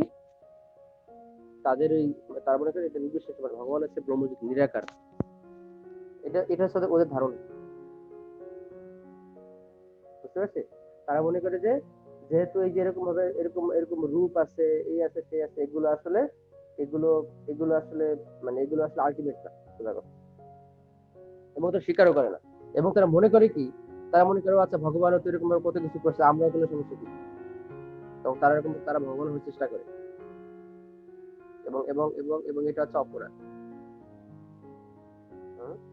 যেমন আমরা যে এক্সাম্পল দেই যে মায়াবাদীরা কি করে, তারা করে কি, তারা মনে করে যে মানে ভগবান যখন সত্যগুণে আবদ্ধ হয় তখন সে দেবতা হয়ে যায়, ভগবান যখন রজগুণে আবদ্ধ তখন সে মানুষ হয়, আর ভগবান যখন তমগুণে আবদ্ধ তখন সে পশু হয়। তাহলে এখন এখন এখন তাহলে সিদ্ধান্ত কিরকম আসতেছে যে একজন মানুষ, সে যদি এখন সে রজগুণে আছে, সে সত্যগুণে গেলে কি হবে? সে ভগবান হয়ে যাবে। বুঝতে পারছি? মানে ভগবান যদি সে সত্যগুণে থাকে তখন সে দেবতা হয়, বা আর একটু এরকম যে হায়ার লেভেল যেগুলো হায়ার বিং আছে। তাহলে এখন কেউ যদি সত্যগুণে, তাহলে সে ভগবান হয়ে যাবে। বুঝতে পারছি ব্যাপারটা? এটা হচ্ছে ওদের চিন্তা ভাবনা। এই জন্য ওরা কি করে, এই জন্য ওরা যখন অন্য থেকে সম্বোধন করে, অন্য কোনো সন্ন্যাসীকে, ওরা বলে নারায়ণ। কেন বলে? কারণ হচ্ছে ওরা মনে করছে যে ও এখন তো সে শুদ্ধ সত্যগুণে হয়ে গেছে, অথচ সে নারায়ণ হয়ে গেছে। কিন্তু ভগবান কি কোনো গুণের দ্বারা আবদ্ধ হন না। তাহলে এটা কি ভুল ধারণা নাকি ঠিক ধারণা? ভুল ধারণা। এই জিনিসটাই হয় তাদের কাছে। পুরা হচ্ছে এগুলো কি, তারা একসময় ভগবান হয়ে যাবে, এবং তারা মনে করে যে না, এগুলো আসলে মানে এগুলো উদ্দেশ্য কি, ওই নিরাকার ধামে এখানে মানে ভগবান নিরাকার রূপে উপাসনা করা। তারা বলে কি, এই সবিশেষটা হচ্ছে প্রাইমারি লেভেলের। কেউ যখন ফোকাস করতে পারে না তখন সে একজন একটা এরকম রূপের চিন্তা করে, তারপর যখন সে সিদ্ধি লাভ করে তখন তার কিছু লাগে না এসব, তখন সে নিরাকারের কথা সে চিন্তা করে। কিন্তু আমরা শাস্ত্রে উল্টা বলছে এগুলো পুরোটাই। কারণ এই যে দেখবেন এরকম তো হয় কিন্তু অনেক সময় যে কেউ কোনো কিছু পারতেছে না, তখন সে একটা রূপের উপাসনা করে, তারপরে এবং এতে করে পঞ্চ উপাসনা বলে, এরকম দিয়ে আসলে এটা করে পঞ্চ উপাসনা। ওরা এরকম ভাবে মানে ওরা হচ্ছে সূর্যদেব, গণেশ, তারপরে হচ্ছে এরকম আর কি আছে, সম্ভবত কালী মাতা আছে বা শিব আছে, এবং লাস্টে এরকম ভাবে বিষ্ণু। এই পাঁচজনকে ওরা এরকম। এখন বিষ্ণু যে ওরা করে, ওরা কিভাবে করে, কোন সেন্সটাই করে, ওদের ওদের চিন্তা হচ্ছে এই পাঁচটা হচ্ছে শুরুতে তো মন ঠিক থাকে না, অতএব আমরা আসো আমাদের মন ঠিক করার জন্য এগুলো করি, তারপরে যখন আমাদের মন ঠিক হয়ে যাবে তখন আমরা এইসব থেকে বের হয়ে আমরা সম্পূর্ণ নতুন একদম মানে নিরাকারের প্রতি আমরা ইয়ে করবো। এটা হচ্ছে ভুল ধারণা। এবং সেটা যে ভুল, কেন ভুল ধারণা সেটা আমরা আজকের সেকশনে আবারও দেখবো, ঠিক আছে, ক্লাসে। ওকে, নেক্সট চলে যাই। আচ্ছা,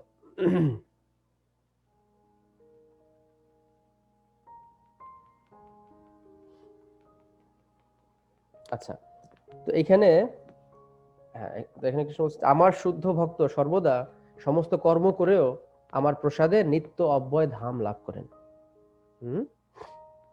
আচ্ছা, এখানে একটু আমরা সংক্ষেপে দেখি, সেটা হচ্ছে যে এই ব্রহ্মভূত অবস্থা বলতে কি বোঝাচ্ছে। আচ্ছা, জড়জগতের বন্ধন থেকে মুক্ত হয়ে ব্রহ্মভূত স্তরে অধিষ্ঠিত হলে ভগবানের কথা শোনার মাধ্যমে ভক্তিযোগ শুরু হয়। যেটা বললাম, ব্রহ্মভূত অবস্থায় না গেলে ভক্তিযোগটা শুরু হয় না, ঠিক আছে।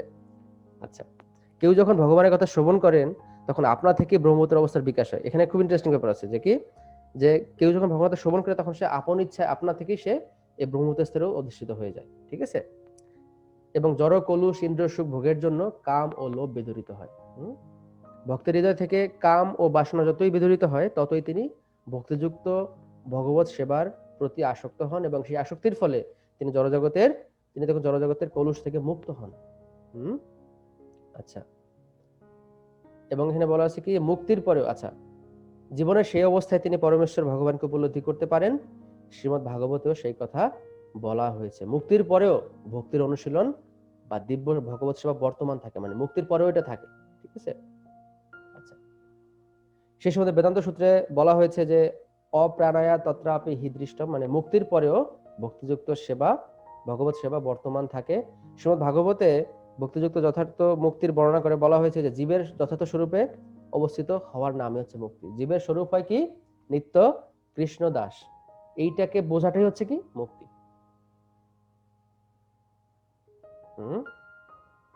এটা হচ্ছে মুক্তি। তার মানে কি, একজন একজন একজন একজন ভক্ত জানে কিনা যে সে কৃষ্ণ নিত্য দাস? জানে? তাহলে সে অলরেডি সে মুক্ত হয়ে গেছে। বুঝতে পারছি? যে শুদ্ধভাবে করে সে কি অলরেডি মুক্ত হয়ে গেছে, কারণ সে জানে ভগবানের সে নিত্য দাস। তার মানে কি, যে জিনিসটা মায়াবাদীরা অনেক কষ্ট করে করে করে করে করে করে করে করে করে তারপরে পেল, ভক্তরা শুরুতেই সেটা হয়ে গেল। যেমন আমরা আমরা আমরা আমরা যদি এখানে বলি, একজন সায়েন্টিস্ট বা একজন বিখ্যাত জ্ঞানী ব্যক্তি, সে কি করে, তার প্রচুর জ্ঞান, সে গবেষণা করে। এখানে প্রভুপাদ সুন্দর একটা কথা বলছে, যে যারা এরকম মানে এটাকে বলে আরোহপন্থা। আরোহপন্থা মানে কি, স্টেপ বাই স্টেপ উপরের দিকে উঠে উঠে উঠে উঠে উঠে উঠে উঠে সে আস্তে আস্তে উপরে দিয়ে গেল। সে কি দেখবে, লাস্টে গিয়ে দেখবে যে কে বসা আছে, কৃষ্ণ বসা আছে। তার মানে সে এত কিছু করে শেষ পর্যন্ত স্বীকার করলো যে কৃষ্ণ আছে। আর আরেকজন ভক্ত কি করে,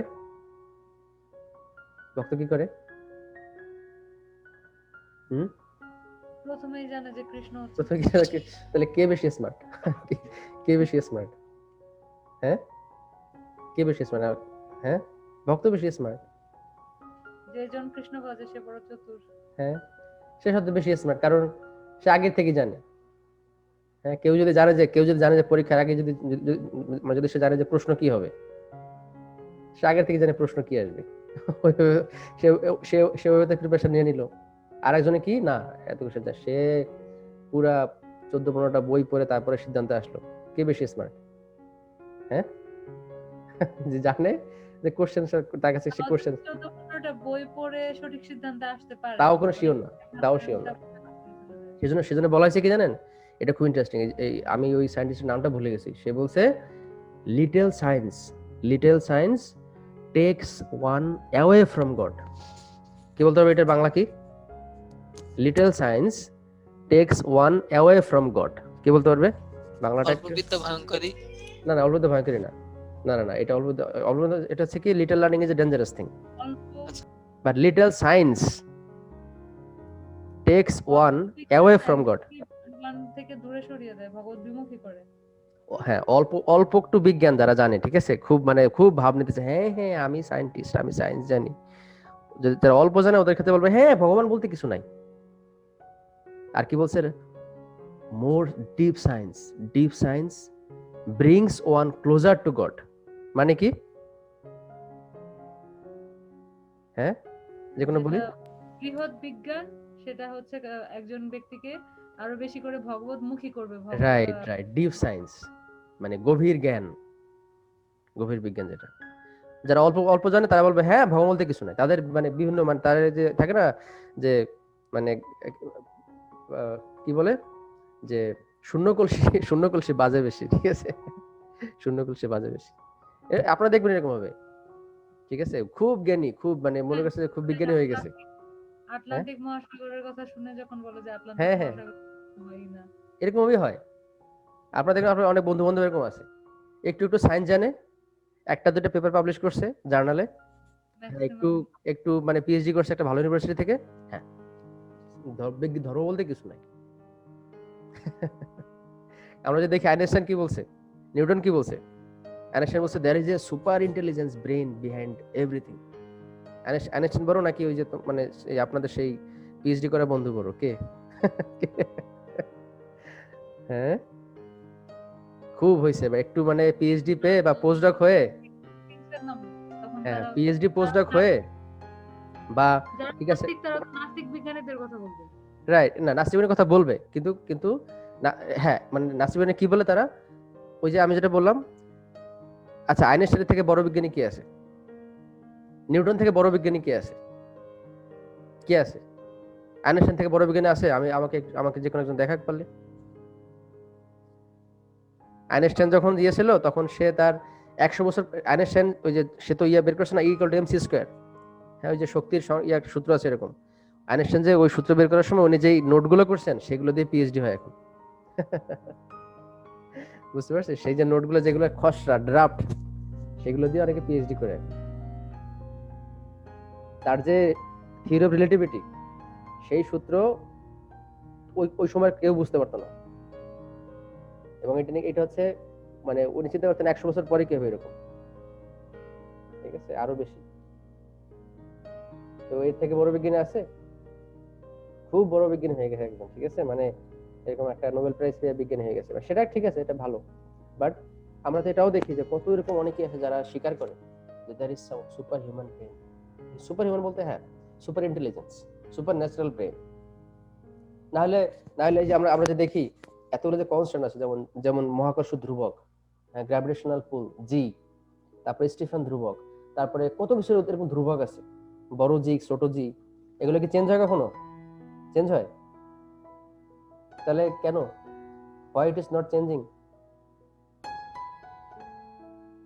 তার মানে নেচারের মধ্যে একটা সিমিলারিটি আছে, তার মানে হচ্ছে যে নেচার একটা বাধা, এই যে শকটা, এই যে প্ল্যানার, যে কোনো প্ল্যানের পিছনে কি থাকে, কে থাকে, প্ল্যানার থাকে, থাকে কিনা, একইভাবে প্ল্যানার আছে।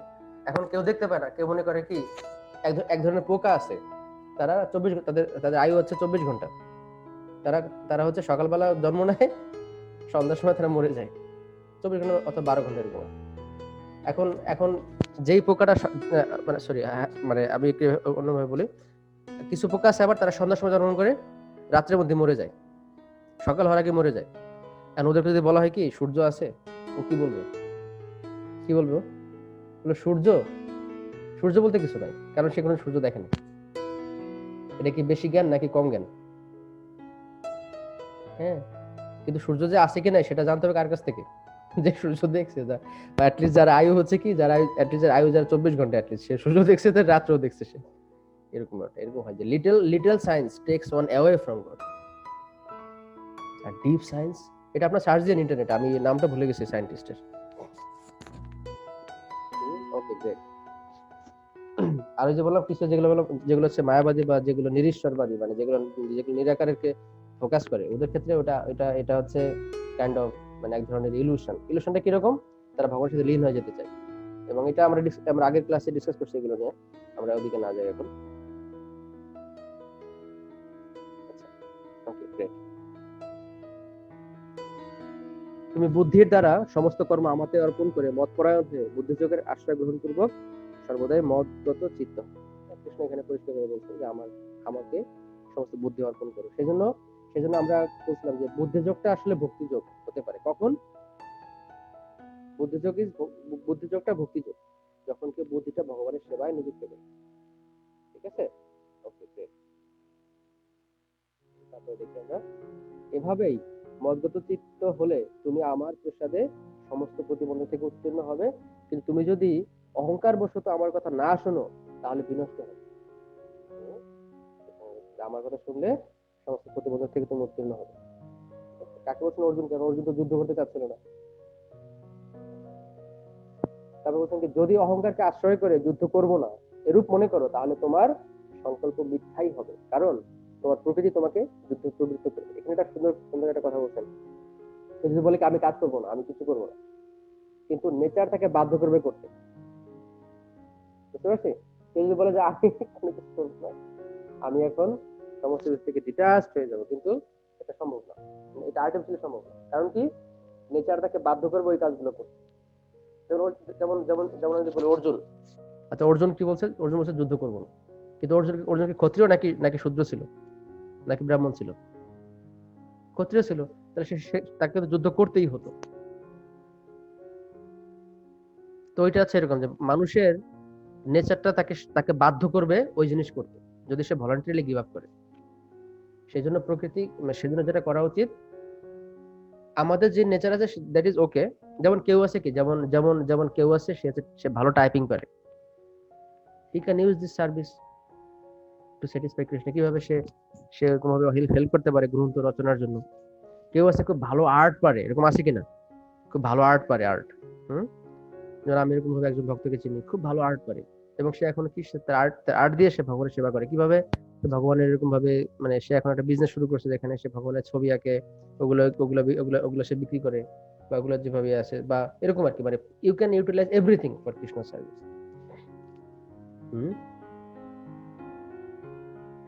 এরকম, ঠিক আছে।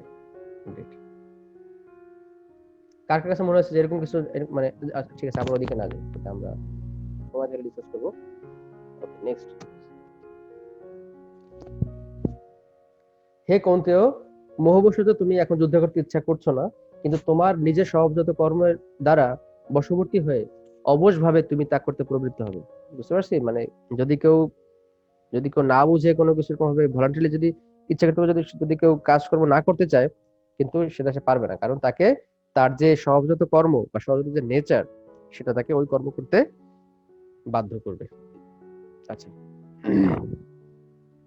হে অর্জুন, পরমেশ্বর ভগবান সমস্ত জীবের হৃদয়ে অবস্থান করছেন এবং সমস্ত জীবকে দেহরূপ যন্ত্রে আরোহণ করিয়ে মায়ার দ্বারা ভ্রমণ করা। এটা হচ্ছে সাধারণভাবে যারা কন্ডিশনাল জীব তাদের জন্য এটা প্রযোজ্য।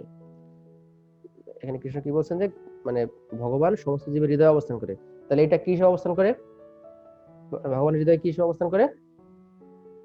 পরমাত্মা। তাহলে হ্যাঁ, মানে এটা হচ্ছে পরমাত্মা হিসেবে, রাইট? তাহলে আমরা দেখলাম প্রথমে ছিল ব্রহ্ম, তারপরে পরমাত্মা পর্যন্ত আসছে, কিন্তু এখন এরপর বুঝতে পারছি কি আরেকটা ধাপ বাকি আছে, তাই তো? ব্রহ্ম হয়েছে, পরমাত্মা হয়েছে, এখন কি আরেকটা ধাপ বাকি আছে, সেটা কি হবে? আমরা আগে থেকে প্রেডিক্ট করতে পারি, সেটা কি হবে? ভগবান স্বয়ং। সেটা আমরা দেখি, সেটা কৃষ্ণ বলবেন। তাহলে আমাদের রুলস, আমাদের সূত্রগুলো মিলে যাচ্ছে, তাই না? এই একটা ধাপের পরে ধাপ আসতেছে। আচ্ছা, নেক্সট দেখি আমরা।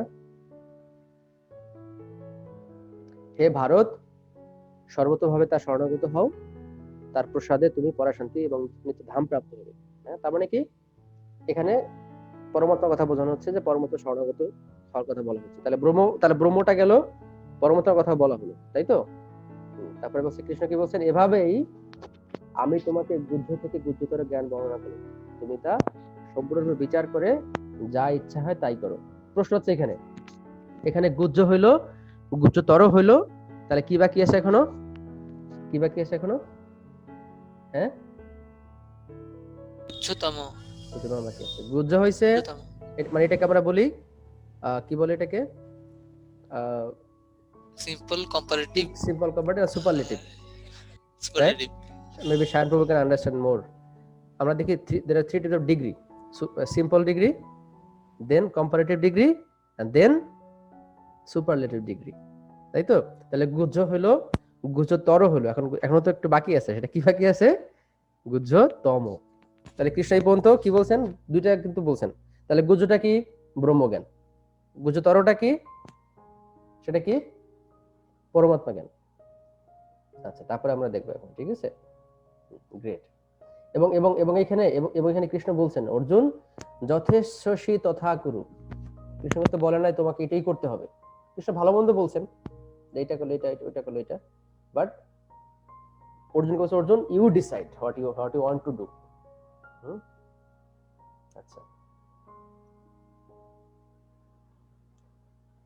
তুমি আমার কাছ থেকে সবচেয়ে গোপনীয় পরমোপদেশ শ্রবণ করো, যেহেতু তুমি আমার অতিশয় প্রিয়, সেহেতু তোমার হিতের জন্যই আমি বলছি। তাহলে এখন এতক্ষণ আমরা দেখছি গুহ্যতর, এখন হচ্ছে সবচেয়ে গোপনীয় মানে কি? হাইয়েস্ট গোপনীয় মানে কি? গুহ্যতম, রাইট? সেটা হচ্ছে কি? মন্মনা ভব মদ্ভক্ত মজ্জাজি মাম নমস্কুরু মাম এবৈশ্বসি সত্যং তে প্রতিজানে প্রিয় অসীমে। আচ্ছা, এরকম একটা শ্লোক আমরা কোন অধ্যায়ে পড়ছি? নবম অধ্যায়। এক্স্যাক্টলি। কত নম্বর শ্লোক ছিল? 53 53 34 রাইট, 34। এবং মনে আছে যে আমরা বলছিলাম ভগবদ্গীতার নবম অধ্যায় শেষ, ঠিক আছে? নবম অধ্যায়ের, এবং দেখি 18, মানে আমরা দেখি 18টা অধ্যায় আছে, তাই তো? তো 9টা হচ্ছে মাঝখানে, 9th এবং 10th হচ্ছে মাঝখানে, তাই তো? যেহেতু জোড় সংখ্যা, 9, 10 হচ্ছে মাঝখানে দুইটা, এবং এই 9 10 এর মাঝখানে কোনটা? 9 এর লাস্টেরটা। এক্স্যাক্টলি। তো ওইটা হচ্ছে ভগবদ্গীতার সারাংশ, সেই একই কথা। এবং আমরা দেখছি দশম অধ্যায়ের শুরুতে কৃষ্ণ কি বলছে? অর্জুন, তোমাকে আমি আবারও বলতেছি, যা বলছি তোমাকে। তার নবম অধ্যায়ে ভগবদ্গীতা শেষ হয়ে গেছে, ওই যে শ্লোকটা কিন্তু মাস্টার স্ট্রোক কিন্তু দেওয়া হয়ে গেছে ওইখানে, দ্য মেইন যেটা পয়েন্ট, সেই কথাটাই কৃষ্ণ আবার অর্জুনকে, যেহেতু এইটা হচ্ছে সামারি, কৃষ্ণের জন্য অর্জুনকে বলছে, অর্জুন মন্মনা ভব মদ্ভক্ত মজ্জাজি মাম নমস্কুরু। এখন এই যে কৃষ্ণ বলছেন, যে কৃষ্ণ কার দিকে আঙুল তুলে বলছেন যে আমার ভক্ত হও, আমাকে নমস্কার করো? কাকে? নিজেকে বলছেন।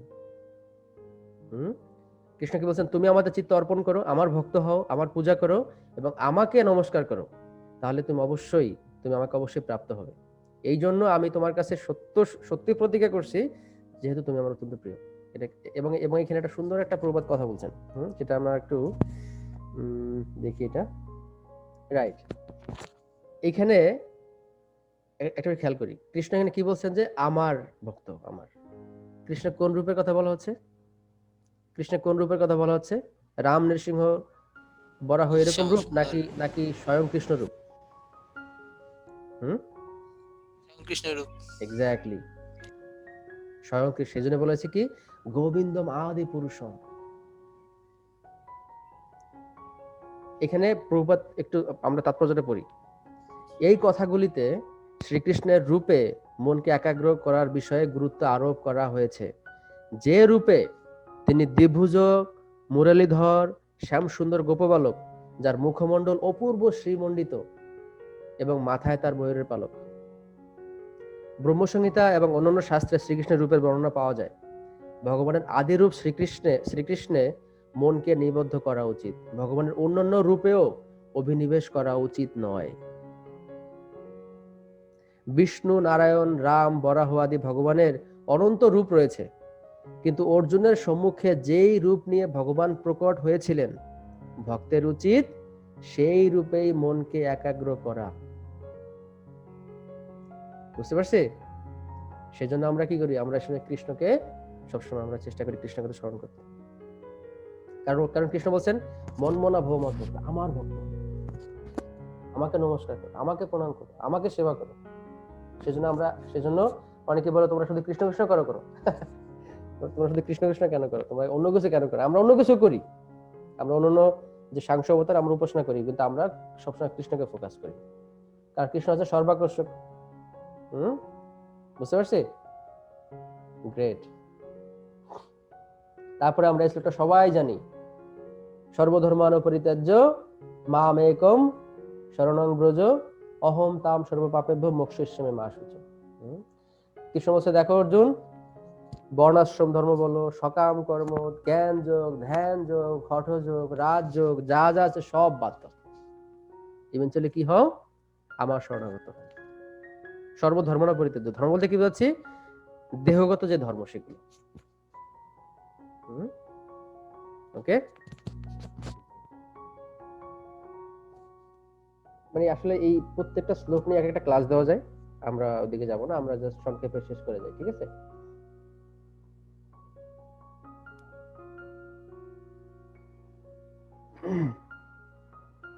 তারপরে দেখি এখন হচ্ছে আমাদের হচ্ছে কি আমাদের লাস্টের সেকশনটা, সেটা কি ছিল? লাস্টের সেগমেন্টটা কি ছিল?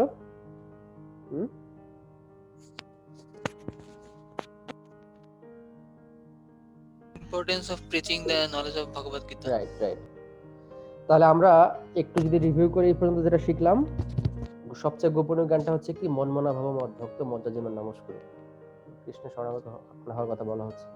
কৃষ্ণ বলছেন যে সর্বধর্ম পরিত্যাগ, মানে আমার সমস্ত কিছু বাদ দিয়ে সমস্ত ধর্ম পরিত্যাগ করে আমার শরণাগত হও। তার মানে যে আমি যেটা হলো বর্ণাশ্রম ধর্ম, আসলে বর্ণাশ্রম ধর্মটা কি? এটা হচ্ছে দৈহিক ধর্ম, দেহজাত ধর্ম। সকাম কর্ম, দেহজাত ধর্ম। জ্ঞান যোগ, এটাও কিছুটা এরকম ভাবে আর কি, মানে গুডনেস এর মধ্যে আছে, মানে তিনটা গুণের মধ্যে যেগুলো আছে সেগুলো সবগুলোই কোনো না কোনো ভাবে বডির সাথে রিলেটেড। কৃষ্ণ বলছে যে just give up everything and become my devotee. এবং সেই প্রসঙ্গে আমরা বলছিলাম যে ক্লাস শুরুতে রামানন্দ রায়ের কথা আমরা বলছিলাম। রামানন্দ মানে মহাপ্রভু জিজ্ঞেস করছে রামানন্দ রায়কে, রামানন্দ রায় সবচেয়ে শ্রেষ্ঠ ভক্তি কোনটা? প্রথমে উনি কি বলছেন? পিপল শুড ফলো বর্ণাশ্রম ধর্ম। তারপর সেখান থেকে কি বর্ণাশ্রম থেকে সেখান থেকে আসছে হচ্ছে সেখান থেকে কর্মমিশ্র ভক্তি, সেখান থেকে জ্ঞানমিশ্র ভক্তি, সেখান থেকে শুদ্ধ ভক্তি থেকে আরো হায়ার কিছু কি বলছেন, মানে সে কি বলছে সেটা হচ্ছে প্রেম ভক্তি। সেখান থেকে শান্তরস, দাস্যরস, বাৎসল্য রস, সক্ষরস, বাৎসল্য রস, তারপর মাধুর্য রস, এবং সর্বশ্রেষ্ঠ কি? শ্রীমতী রাধারানী। সেটা আমরা আরো দেখি বৃহৎ ভাগবতামৃতে, সেখানে গোপকুমারের কথা বলছিলাম, সেখানেও আমরা দেখতে পাচ্ছি যে সনাতন গোস্বামী প্রুভ করছেন সব থেকে শ্রেষ্ঠ ভক্ত হচ্ছে কে? শ্রীমতী রাধারানী। যাক, এটা হচ্ছে আমাদের আরো বেশি ডিপ ডিসকাশন, ওদিকে আমরা এখন যাব না। আমরা যেটা বুঝলাম যে শুদ্ধ প্রেম ভক্তিটা হচ্ছে বেশি গুরুত্বপূর্ণ, রাইট? গ্রেট। এবং কৃষ্ণ শরণাগত হওয়া। বাৎসল্য রসে কি আর কি শ্রীকৃষ্ণকে বাবা হিসেবে কনসিডার করা যায়? বাৎসল্য রসে শ্রীকৃষ্ণ বাবা হিসেবে, বাৎসল্য শ্রীকৃষ্ণকে ছেলে হিসেবে, শ্রীকৃষ্ণকে ছেলে হিসেবে হচ্ছে বাৎসল্য, মানে কারণ বাৎসল্য মানে শ্রীকৃষ্ণ হচ্ছে শ্রীকৃষ্ণকে বাৎসল্য রস মানে বৎসের মতো ইয়ে করা আর কি। এখানে আরেকটা ইন্টারেস্টিং ব্যাপার আসছে, সেটা হচ্ছে কি অন্য কোন যুগে, মানে ব্রহ্মার একদিনে, আমরা বলছিলাম কি ব্রহ্মার একদিনে কতগুলো মনে আছে কতগুলো দিব্য চতুর্যুগ হয়? কি বলতে পারবে? ব্রহ্মার একদিনে 1000 দিব্য, হ্যাঁ 1000 দিব্য চতুর্যুগ। এবং সেই ইয়েতে কৃষ্ণ মাত্র স্বয়ং কয়বার আসেন? স্বয়ং কৃষ্ণ আসেন একবার। এবং স্বয়ং কৃষ্ণ এসে তারপরে কৃষ্ণ যে দাপর যুগে আসেন, আমরা বলছিলাম সেই দাপর যুগের পরে যে কলিযুগ, তখন মহাপ্রভু ভক্ত হিসেবে, মানে কৃষ্ণ ভক্ত হিসেবে আসেন, এবং সেই ভক্ত রূপটা কি? স্বয়ং মহাপ্রভু। এবং এবং এবং এটা খুব ইন্টারেস্টিং, শুধুমাত্র ওই মানে শুধুমাত্র মহাপ্রভুই কি করেন? উনি হচ্ছে যে কৃষ্ণ যে মানে ব্রজলীলা, যেটা বৃন্দাবনের যে পাস্ট টাইমস, এটা শুধুমাত্র এই লীলাতেই কৃষ্ণ বলেন। এবং বৃন্দাবনে কি হয়? বৃন্দাবনে তিনটা রস আছে, সখ্য, বাৎসল্য, মাধুর্য। এটা বৃন্দাবন ছাড়া আর কোথাও নাই, গোলক বৃন্দাবন ছাড়া আর কোথাও তিনটা জিনিস নাই, এই তিনটা রস নাই। বৈকুণ্ঠে কি আছে? দাস্যরস আছে, মানে বৈকুণ্ঠে দাস্যরস আছে, শান্তরস আছে, বুঝতে পারছি? বৈকুণ্ঠে কি রস? শান্ত এবং দাস্য। যাক, সেটা মানে আমরা যদি আরো ক্লাস করি, আরো দেখি, ঠিক আছে? তো যেটা আমার পয়েন্ট হচ্ছে কি, মানে পয়েন্ট হচ্ছে যে এটাই, যে শুধু আমরা আমরা যেগুলো জানতে পারতেছি, আমরা এগুলো যে আমরা চর্চা করার সুযোগ পাচ্ছি, এটা মহাপ্রভুর কৃপা, এটা অন্য কোনো কলিযুগের সম্ভব। কারণ আপনি যদি যে কোনো জিজ্ঞেস করেন ভগবান কে ছেলে হিসেবে, কেউ মেনে নিবে? বলবে এটা কি বললা তুমি, ভগবানকে ছেলে হিসেবে মেনে নিবা? তুমি ভগবানকে বড়, আচ্ছা ভগবানকে ছেলে হিসেবে মেনে নিতে পারে কে? বাবা বড় নাকি ছেলে বড়? কে বড়? তো ভগবান থেকে বড় দিতে, মানে তুমি ভগবান থেকে বড় হতে চাচ্ছ? আচ্ছা, মায়াবাদীরা কি চায়? নির্বিশেষবাদীরা কি চায়? মায়াবাদীরা চায় কি তারা ভগবান হয়ে যাবে, কিন্তু ভক্তরা ভগবান থেকে বড় হয়ে যেতে পারে। কিভাবে সেটা? বাৎসল্য রসে উপাসনা করলো, বুঝতে পারছি? তার মানে ভক্তদের ক্ষেত্রে শুধু সব দিকেই কি শুধু শুধু কি বেনিফিট আর বেনিফিট, শুধু বেনিফিট কথাটা বলা ঠিক না, মানে সব দিকেই তারা ভগবানের কৃপা বেশি প্রাপ্ত হয়। এটা মানে এই না যে ভগবানের ছেলে হয়েছে মানে কি, মানে ভগবান ছেলে হিসেবে মানে এই না যে সে ভগবান থেকে বড় হয়ে গেছে, তা না। এটা হচ্ছে ভালোবাসার সম্পর্ক, লাভটা এত বেশি, লাভ ইন রিলেশনশিপ, ভালোবাসার এত বেশি যে ভগবান বাধ্য হয়। সেটা আমরা কি দেখি? মা যশোদা এবং কৃষ্ণ। বুঝতে পারছি? এটা যে কোনো সাধারণ মানুষকে বললে বুঝবে, বলবো ও ভগবানকে দড়ি দিয়ে বাঁচছে, এটা কি ভগবান? ঠিক কিনা?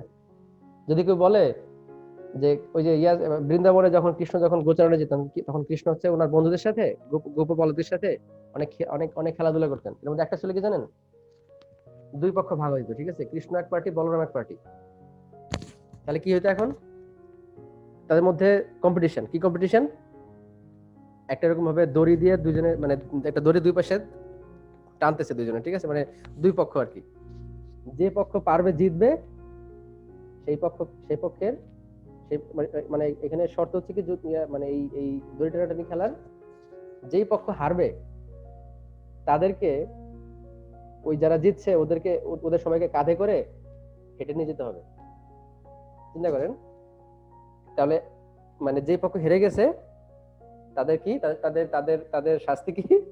তারা হচ্ছে যারা দিচ্ছে ওদের সবাইকে একজন একজন করে কাঁধে নিয়ে হেঁটে যেতে হবে। এখন আনফরচুনেটলি হারছে কারা? হারছে কার পার্টি? কৃষ্ণ পার্টি নাকি বলরামের পার্টি? কোন পার্টি হারছে? হ্যাঁ, কৃষ্ণ। কৃষ্ণ পার্টি হেরে গেছে। তাহলে এখন এখন তাহলে কি করতে হবে? এখন কৃষ্ণকে কি করতে হবে? ওদেরকে ওদেরকে মানে কাঁধে নিয়ে যেতে হবে। চিন্তা করেন, ওই পার্টির একজন একজন গোপবন্ধু, মানে গোপসখা, কৃষ্ণ তাকে কাঁধে করে নিয়ে যাচ্ছে। এখন প্রশ্ন হচ্ছে, কৃষ্ণের কাঁধে যে উঠছে, তাহলে এটা কি চারটিখানি কথা? এটা কি সম্ভব? এটা মানুষজন শুনে কি চিন্তা করবে? এটা কি ভগবানের কাঁধে উঠবে? এটা কি সম্ভব? ভগবানের কাঁধে পাড়া দিবে? কিন্তু এটা সম্ভব কিভাবে? তাং ভক্তি দামনা শিময়া নিবদ্ধ, ভক্তির মাধ্যমে। সেই জন্য এই যে বৈদিক জ্ঞান, বা এই যে মানে প্রভুপাদের কৃপাতে আমরা যে জানতে পারতেছি, এগুলো মহাপ্রভুর কৃপাতে, আনবিলিভেবল। এটা মানুষজন বললে বুঝবেই না, তারা বলবে এটা কি বলতেছে। তারা চিন্তা করে ভগবান হচ্ছে কি, মানে তারা চিন্তা করে ভগবান বা সর্বশক্তিমান হচ্ছে কি, সে হচ্ছে কোনো কিছুর প্রতি না, মানে এরকম না, সে সমস্ত হ্যাঁ মানে এরকম আর কি। তার মানে তারা ভগবানকে ভয় পায়, তাই তো? তারা শুধু ভয় পায় ভগবানকে, প্রচন্ড ভয়। নরকে যাবে কিছু না করলেই হবে, শুধু নরক স্বর্গ, এই আর মানে স্বর্গ নরকের উপরে কিছু নাই। কিন্তু দেখতে পাচ্ছি এখানে ভগবানকে ভালো, এত ভগবানের প্রতি এত ভালোবাসা, এত ভক্তি, শুদ্ধ ভক্তি।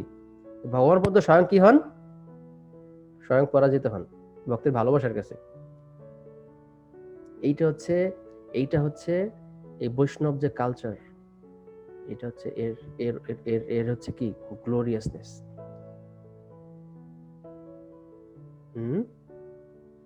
এটা খুবই রেয়ার, খুবই রেয়ার। এরকম অন্য কোনো যুগে এরকম ভাবে এতটাই সম্ভব না। বুঝতে পারছি? আচ্ছা, যাই হোক, আমরা অন্যদিকে চলে গেছিলাম, আমরা আলোচনা ফিরে আসি। শ্লোক 67। যারা সংযমহীন, অভক্ত, পরিচর্যাহীন এবং আমার প্রতি বিদ্বেষ ভাবাপন্ন, তাদেরকে কখনো এই গোপনীয় জ্ঞান বলা উচিত না। কৃষ্ণ বলছে যে এই যে গোপনীয় জ্ঞান, এটা যাকে তাকে বলা উচিত না। যারা আমার প্রতি বিদ্বেষ ভাবাপন্ন, অভক্ত, সংযমহীন, পরিচর্যাহীন, তাদেরকে বলা। এখন কি বলতে পারে যে তাহলে সেক্ষেত্রে কি ভগবদ্গীতা আমরা কি যারা অভক্তদের সাথে প্রিচিং করবো, ওদের কাছে প্রিচিং করবো না? প্রশ্ন আসতে পারে না? কৃষ্ণ বলছে অভক্তের কাছে প্রচার করো না। শুরুতে কে ভক্ত ছিল? আমি ভক্ত ছিলাম, আপনি ভক্ত ছিলেন, তাহলে কিভাবে হলো ব্যাপারটা? হ্যাঁ, যেখানে তো একটা ঝামেলা হয়ে গেল নাকি? এটার উত্তর কি হবে? এটা উত্তর স্বয়ং কৃষ্ণ দিয়েছেন। আমরা একটু নিচের দিকে পড়তে যাই, তারপর দেখি, ঠিক আছে? যিনি আমার ভক্তদের মধ্যে এই, আচ্ছা, কৃষ্ণ এখন বলছেন, যিনি আমার ভক্তদের মধ্যে এই পরম গোপনীয় গীতা বাক্য উপদেশ করেন, তিনি অবশ্যই পরাভক্তি লাভ করে নিঃসংশয়ে আমার কাছে ফিরে আসবেন। এই পৃথিবীতে মানুষদের মধ্যে তার থেকে অধিক প্রিয়কারী আমার কেউই নেই, এবং তার থেকে অন্য কেউ আমার প্রিয় হবে না। যে হচ্ছে ভক্তদের মাঝে এই ভগবদ্গীতার জ্ঞান যারা উপদেশ করে। বা যারা প্রচার করেন তাদের থেকে প্রিয় কৃষ্ণ বলছে আমার, তাদের থেকে প্রিয় এই পৃথিবীতে মানুষের মধ্যে আর কেউ হবে না। হুম? এখন এখন এখন তো ভাবতে পারে কি যে তাহলে ও আচ্ছা, তাহলে প্রভু আপনি তো ওদের সমস্ত ক্রেডিট নিয়ে নিলেন, আপনি তো আমাদের মাঝে, তাহলে আমাদের কি হবে? ঠিক ঠিক তো, তাহলে যারা যারা শোনে তাদের কি হবে? হ্যাঁ, তাদের ক্ষেত্রে কি হবে? তাদের ক্ষেত্রে হবে কি, সেটা কৃষ্ণ বলছেন। কি বলছেন? আর যিনি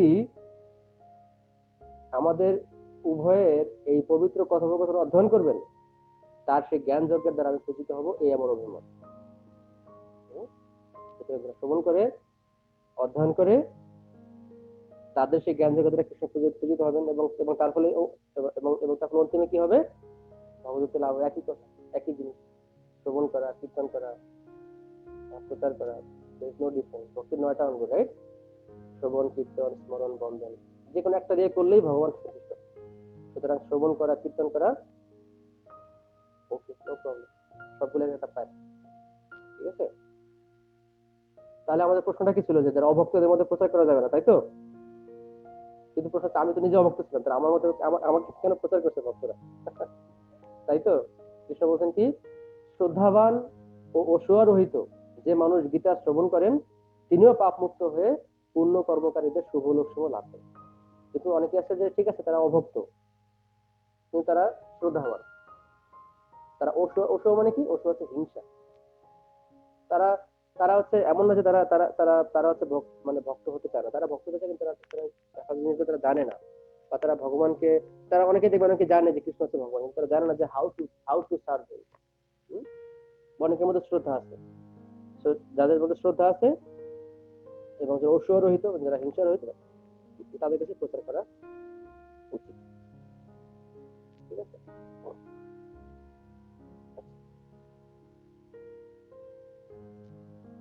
এই যে এখানে একটু আমরা দেখি প্রভু কি বলছেন। এই অধ্যায়ের সপ্তষষ্টিতম শ্লোকে ভগবান স্পষ্ট ভাবে ভগবত বিদ্বেষী মানুষদের কাছে গীতার বাণী শোনাতে নিষেধ করেছেন, তাই তো? পক্ষান্তরে বলা যায় ভগবত গীতা কেবল ভক্তদের জন্য, সোজা কথা, যারা ভক্ত তাদের জন্য ভগবত গীতা। কিন্তু কখনো কখনো দেখা যায় যে ভগবত ভক্ত জনসাধারণের কাছে গীতা পাঠ করছেন, যেখানে সব কয়টি শ্রোতাই ভক্ত নন। তারা কেন প্রকাশ্যভাবে পাঠ করে সেই কথা ব্যাখ্যা করে এখানে বলা হয়েছে যে যদিও সকলেই ভক্ত নয়, তবু অনেকে আছেন যারা শ্রীকৃষ্ণের প্রতি ঈর্ষাপরায়ণ নন। তারা বিশ্বাস করেন যে তিনি হচ্ছেন পরম পুরুষোত্তম ভগবান। এই ধরনের মানুষেরা সাধু বৈষ্ণবের কাছ থেকে ভগবানের কথা শ্রবণ করার ফলে তৎক্ষণাৎ সমস্ত পাপ থেকে মুক্ত হন, এবং তারপর যেখানে সমস্ত সাধু মহাত্মারা অবস্থান করে সেই লোকরা। ঠিক আছে? এখন কৃষ্ণ জিজ্ঞাসা করছেন অর্জুনকে, হে পার্থ, হে ধনঞ্জয়, তুমি একাগ্রচিত্তে এই গীতা শ্রবণ করেছো কি? তোমার অজ্ঞানজনিত মুখ বিদরিত হয়েছে কি? মানে যে কৃষ্ণ অর্জুন, তুমি কি ভালো করে শুনছো তো? তুমি ভালো করে শুনছো? তুমি কি, তোমার যে অজ্ঞানতা ছিল সেটা দূর হয়েছে কি? কৃষ্ণ কনফার্ম করছেন। এমন ভাবে জিজ্ঞেস অর্জুন, তুমি যদি না বুঝছো তুমি আবার বলো, আমি আবারও তোমাকে বুঝাবো। তাহলে সেক্ষেত্রে ভগবদ্গীতা আরো অনেকগুলো চ্যাপ্টার হয়ে যেত। ঠিক আছে? যে অর্জুন, তুমি বুঝতে পারছো, ভালো করে শুনছো তো, এরকম ভাবে কৃষ্ণ জিজ্ঞেস করছেন। তখন অর্জুন কি বলছেন দেখি। অর্জুন বলছেন, নষ্ট মোহ স্মৃতির লব্ধা তৎপ্রসাদাৎ ময়া উচ্যুত স্থিতস্মি গত সন্দেহ করিষ্যে বচনম তব। মনে আছে শ্লোকে কি বলছিল তার আগে? যথেচ্ছসি তথা করু, অর্জুন তোমার যা ইচ্ছা তাই করো। অর্জুন কি বলছেন? করিষ্যে বচনম তব, মানে কি তুমি যা বলবা আমি তাই করবো। এইটা হচ্ছে, সেজন্য ভগবদ্গীতা পড়তে হয় কার মনোভাব নিয়ে? অর্জুনের মতো করে পড়তে হয়। আমরা অনুবাদটা দেখি। অর্জুন বলেন, হে অচ্যুত, তোমার কৃপায় আমার মোহ দূর হয়েছে এবং আমি স্মৃতি লাভ করেছি, আমার সমস্ত সন্দেহ দূর হয়েছে এবং যথা জ্ঞানে অবস্থিত হয়েছি। এখন আমি তোমার আদেশ পালন করব না, তাই তো? এখন আমি তোমার আদেশ পালন করব না। বোঝা যাচ্ছে? এখন আমি তোমার আদেশ পালন করব, তাই তো? তাহলে আবার যেটা বললাম, কৃষ্ণ বলছেন অর্জুনকে, অর্জুন যথেচ্ছসি তথা কুরু, যা ইচ্ছা তাই করো, তোমার যেটা ভালো মনে করো। কিন্তু অর্জুন হচ্ছেন বুদ্ধিমান, কি বলছেন উনি? করিষ্যে বচনম তুমি, যা বলবা আমি তাই করবো। এটা হচ্ছে ভক্তের সাথে অভক্তের পার্থক্য। অভক্ত বা যে অসুর কি বলবে, না না না না না, এই কথা আমি শুনবো না। আমি যেটা বুঝি সেটাই ঠিক, তোমরা কি হরে কৃষ্ণ করো, এসব করে কোনো লাভ নাই, আমি আমার বুদ্ধি আছে, আমি এরকম অনেকেই আছে, তোমার থেকে আমি কম জানি, তুমি কি জানো? হ্যাঁ,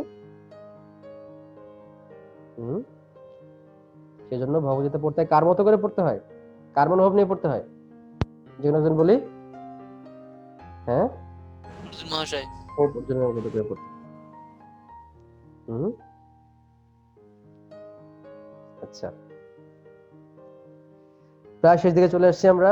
আচ্ছা, এখন সঞ্জয় বললেন, সঞ্জয় বললেন এভাবেই আমি কৃষ্ণ ও অর্জুন দুই মহাত্মার এই অদ্ভুত রোমাঞ্চকর সংবাদ শ্রবণ করেছিলাম। এখন সঞ্জয় বলতেছেন যে, কারণ আমরা শুরু থেকে মনে আছে শুরুতে ধৃতরাষ্ট্র জিজ্ঞেস করছেন সঞ্জয়কে যে, সঞ্জয় ধর্মক্ষেত্রে কুরুক্ষেত্রে, মনে আছে এই শ্লোকটা শুরুতে একদম প্রথমটা, সমবেত ইউৎসব মামেক পাণ্ডবাস্যব কিম অপূর্বত সঞ্জয়, হে সঞ্জয় যুদ্ধক্ষেত্রে উপস্থিত আমার ছেলেরা এবং পাণ্ডু ছেলেরা কি করলেন?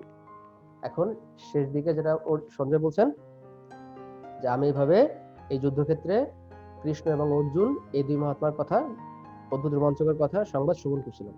এখন এই যে শ্রবণ করছেন সেটা কিভাবে করছেন, তো উপায়টা উনি বলছেন কিভাবে, ব্যাসদেবের কৃপায় আমি এই পরম গোপনীয় যোগ সাক্ষাৎ বর্ণনাকারী স্বয়ং যোগেশ্বর শ্রীকৃষ্ণের কাছ থেকে শ্রবণ করেছি। কার কৃপাতে? কার কৃপাতে? ব্যাসদেব। ব্যাসদেবকে, ব্যাসদেব হচ্ছে সঞ্জয়ের কি গুরু। গুরু। তাহলে বুঝতে পারছি এই যে ভগবানের কথা শ্রবণ করার জন্য কার সাহায্য লাগে, কার সাহায্য লাগে? গুরুদেবের। এক্স্যাক্টলি। তথাকথিত পণ্ডিত আছেন নিজেরা, হ্যাঁ হ্যাঁ আমি তো বিশাল পণ্ডিত, আমি একাই সব বুঝে ফেলবো। তাদের ক্ষেত্রে কি গতি হয়? ভগবদ্গীতা পড়ার পরে বলে ভগবান হচ্ছে নিরাকার। ভগবান হচ্ছে নিরাকার, ঠিক আছে, ভগবানের কোনো আকার নাই, কৃষ্ণের উপরে ভগবান এসে ভর করছে, এই ধরনের কথা শোনা যাবে কাছ থেকে। এরকম এরকম দেখবেন, এরকম অনেক আছে। কৃষ্ণ ভগবান নেই, কৃষ্ণকে মানে মানে ভগবান হচ্ছেন যে নির্বিশেষ নিরাকার, ঠিক আছে। এটা হচ্ছে তাদের সিদ্ধান্ত, কাদের?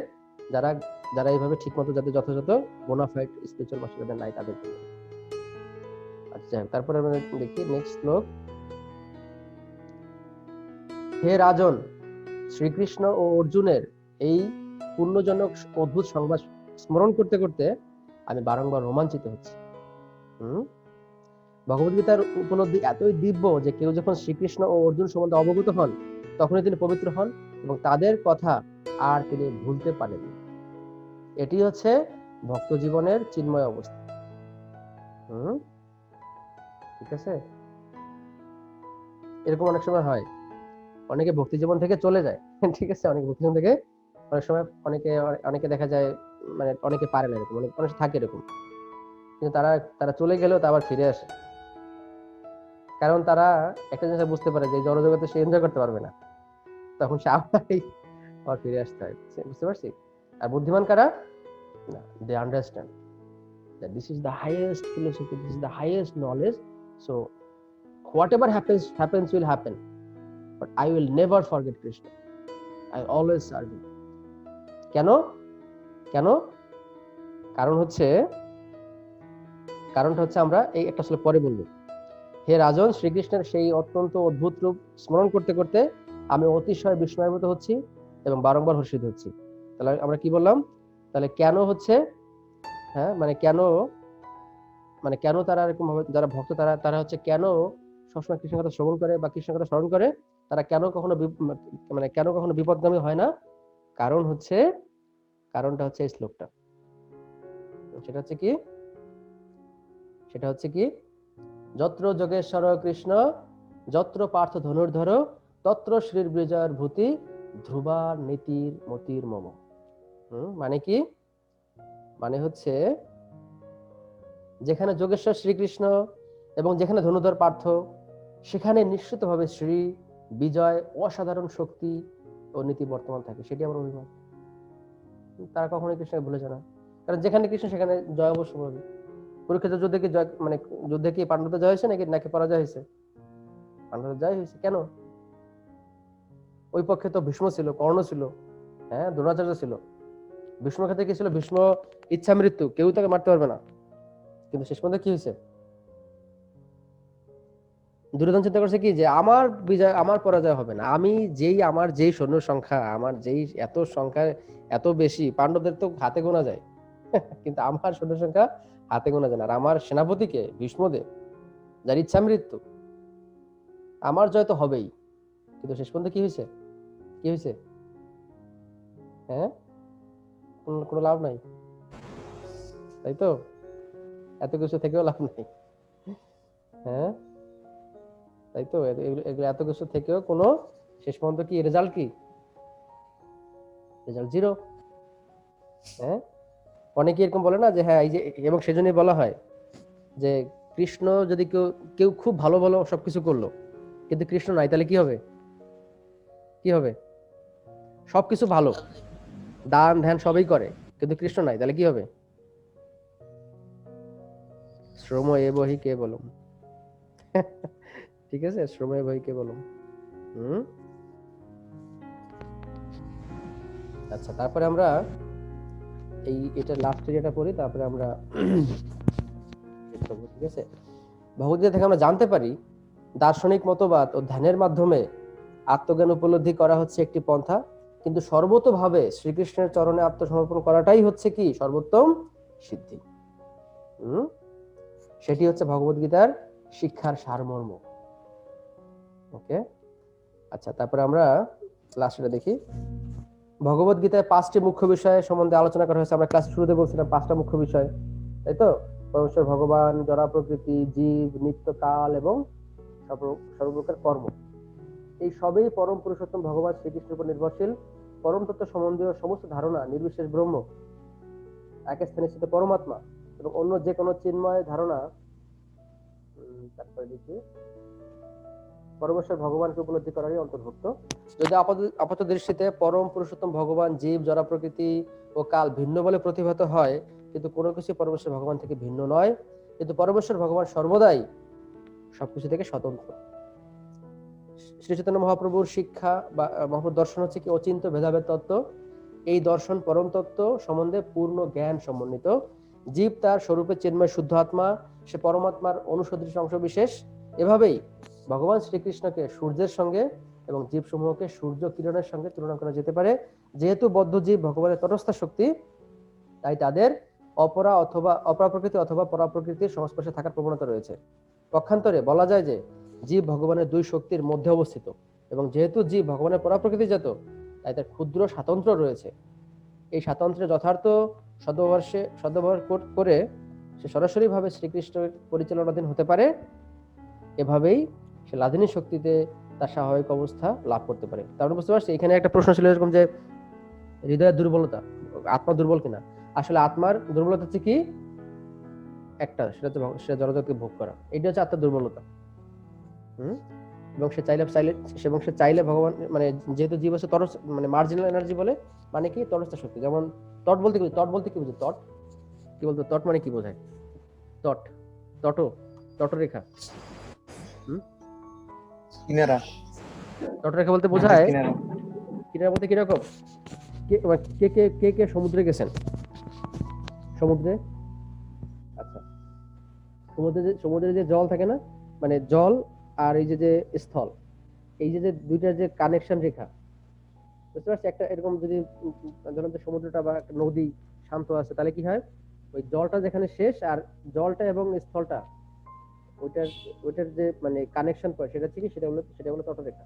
তটরেখার ওই পাশে কি? ওই পাশে স্থল, এই পাশে জল। ঠিক জীব হচ্ছে তটস্থ শক্তি। তটস্থ মানে কি? ওই একই রকম, মানে তট মানে একদম মার্জিনাল এনার্জি, মাঝখানে।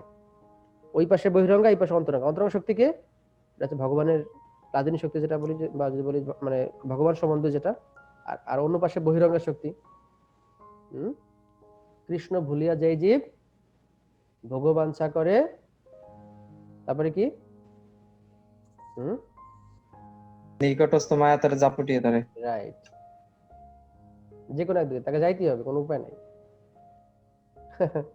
জলে যাবা নাকি স্থলে যাবা, যেখানে যাইতে হবে। বহিরঙ্গা নাকি অন্তরঙ্গা? বহিরঙ্গা গেলে অন্তরঙ্গা নাই, আর অন্তরঙ্গা গেলে বহিরঙ্গা নাই। সেজন্য বলছে জীবের একটা স্বাধীনতা আছে, একটা স্বাধীনতা আছে, সে চাইলে যে কোনো দিকে যেতে পারে। সেজন্য কি বলছে, সেজন্য কৃষ্ণ বলছে, অর্জুন তোমার যা ইচ্ছে তাই করো। তোমাকে আমি সবকিছু বললাম যা ইচ্ছা, কিন্তু অর্জুনের কি সিদ্ধান্ত ছিল, করিষ্যে বচনম তব। আর আমাদের যে স্বাধীনতা, সেটা কি করা হচ্ছে, যে কৃষ্ণ তুমি যেভাবে বলছো আমি সেভাবে করবো। কৃষ্ণ কি বলছে, মনমনা ভব মদ্ভক্ত মজ্জাজিমাম নমস্কুরু মাম এবৈশ্যসি সত্যংতে প্রতিজানে প্রিয় সীমে। আমার ভক্ত হও, আমাকে নমস্কার করো, আমার পূজা করো, আমাকে প্রণতি নিবেদন করো, আমার কথা চিন্তা করো। এটা হচ্ছে কৃষ্ণের সিদ্ধান্ত। তাহলে আমরা এইখানে শেষ করি আজকের ভগবদ গীতার। আমাদের তাহলে ক্লাসটা শেষ হয়ে গেল, চ্যাপ্টার 18। যদি কারো কোনো কোশ্চেন থাকে বা শেয়ার করার থাকে আমরা করতে পারি। আর আমি এটা হচ্ছে আপনাদের উপর নির্ভর করে, আপনারা যদি চান যে না আমরা কন্টিনিউ করি ক্লাসটা, মানে কন্টিনিউ মানে ভগবদ্গীতা তো শেষ হয়ে গেল, এরপরে আমরা নতুন কোনো টপিকস আমরা আমরা আমরা আমরা ক্লাস করতে পারি। আপনাদের কি মনে হয়, মানে এটা কি আমাদের করা উচিত, নাকি আমরা অনেক হয়েছে প্রভু আর কত, এই 4 মাস ক্লাস করা, এটা কি চারটিখানি কথা? এটাই তো তপস্যা কলিযুগে।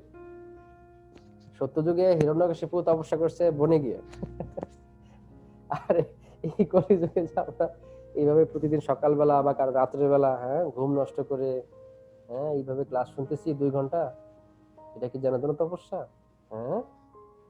অতএব আর কত, আমরা সব আমরা এখন ভগবদ্গীতা জেনে গেছি, আমাদের আর কিছু করার নেই। এখন আমরা কি, এখন অবসর। নাকি কার কি প্ল্যান, মানে একটু শুনি, মানে আমাদের কি, মানে কি মনে হয়, আমাদের ক্লাস কি কন্টিনিউ করা উচিত, নাকি আমরা আমরা এখানে শেষ করে দিব? অবশ্যই অবশ্যই অবশ্যই কন্টিনিউ করা উচিত। আচ্ছা, তারপরে কার কি মনে হচ্ছে? হ্যাঁ, কন্টিনিউ করা উচিত। শায়ন প্রভু, আমারও মনে হয় নাকি এটাই শেষ? না, কন্টিনিউ করো। হাফ ছেড়ে বাঁচলাম, তো শেষ হলো। আরে যাই হোক, ঠিক আছে, আমরা দেখি, আমরা এরপরে আমরা ছোট ছোট কোনো শুরু করতে পারি। শিক্ষাষ্টকমটা আমরা দেখতে পারি, ঠিক আছে? এটা আমরা আমরা আমরা টাইমিংটা আমরা এরকম রাখতে পারি, টাইমিংটা এরকম সকালের টাইমে আমরা ক্লাস টাইমটা একটু কমাই দিব আর কি, ঠিক আছে? আমরা 2 ঘন্টা করবো না, আমরা একটু 1 ঘন্টার মধ্যে শেষ করে দিব, ঠিক আছে? কারণ এটা অনেকের অনেক সময় অনেক কাজ থাকে। আচ্ছা, তো আজকের ক্লাস থেকে আমরা শেয়ার করি যে আমরা পুরো ওভারঅল ভগবদ্গীতা থেকে আমরা কি কি জিনিস বুঝলাম, সংক্ষেপে একটু বলি। হরে কৃষ্ণ।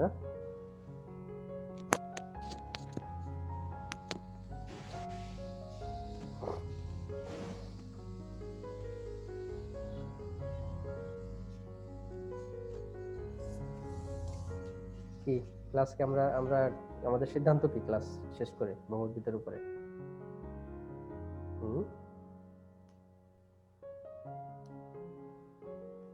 কি আমরা স্পিচলেস হয়ে গেছি ভগবদ্গীতার সব শুনে? আমাদের আর কিছু বলার এরকম? আমরা কিছু শেয়ার করি। আমরা এটা হচ্ছে যে বললাম যে আমাদের তাহলে কি হবে, আমরা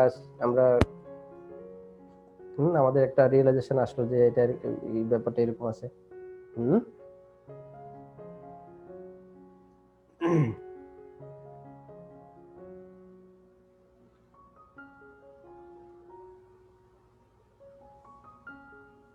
ভুলে যাই আর কি, কিভাবে যে বলবো, ভুলে যাই আর কি।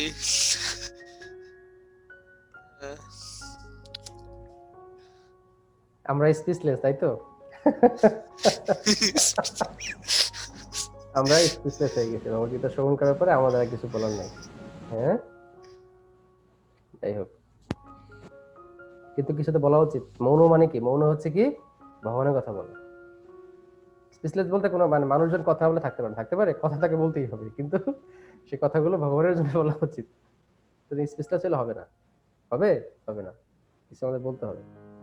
বললে ভালো, মানে বলতে হবে, মানে আজকে বলতে এমন কোনো কথা নেই, মানে এই যে আমরা যেটা শ্রবণ করলাম, যেটা শিখলাম, এটা অন্যদের কাছে বলা, প্রচার করা, কাউকে শেয়ার করা, এগুলো আর কি।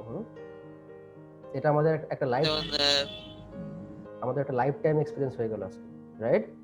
যে ভগবদ্গীতা আমরা কমপ্লিটলি শেষ করছি, কিন্তু আমরা যতটুকু শেষ করছি বলতে আমরা লিটারালি শেষ করছি, বাট ভগবদ্গীতা তো মানে কৃষ্ণকে যত অনন্ত অসীম, রাইট?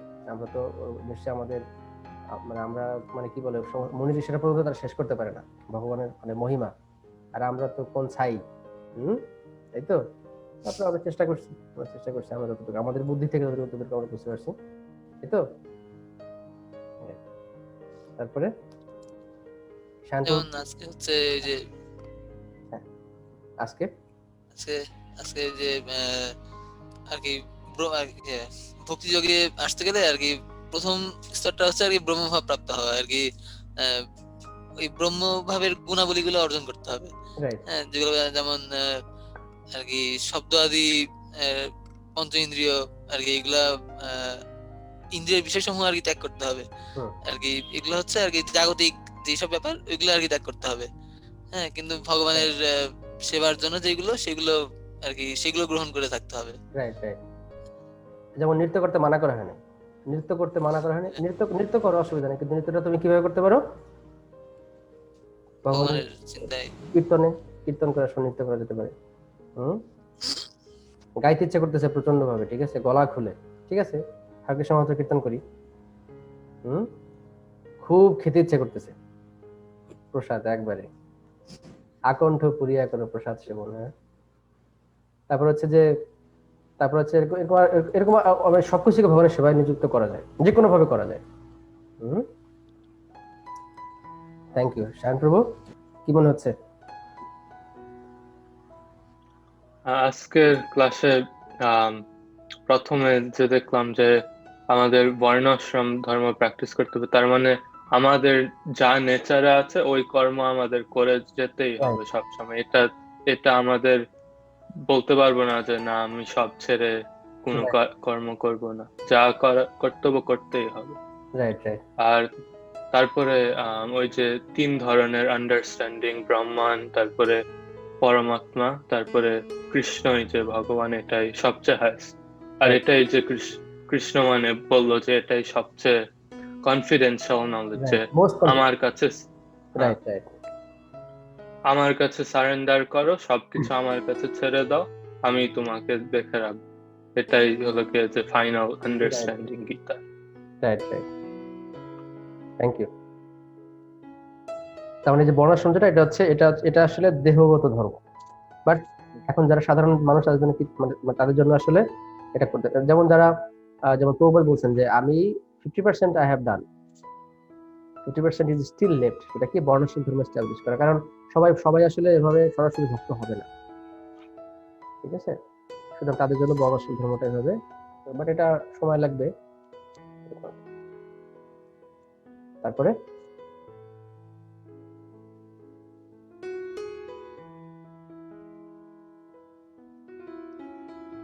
কি শঙ্করের কি অবস্থা?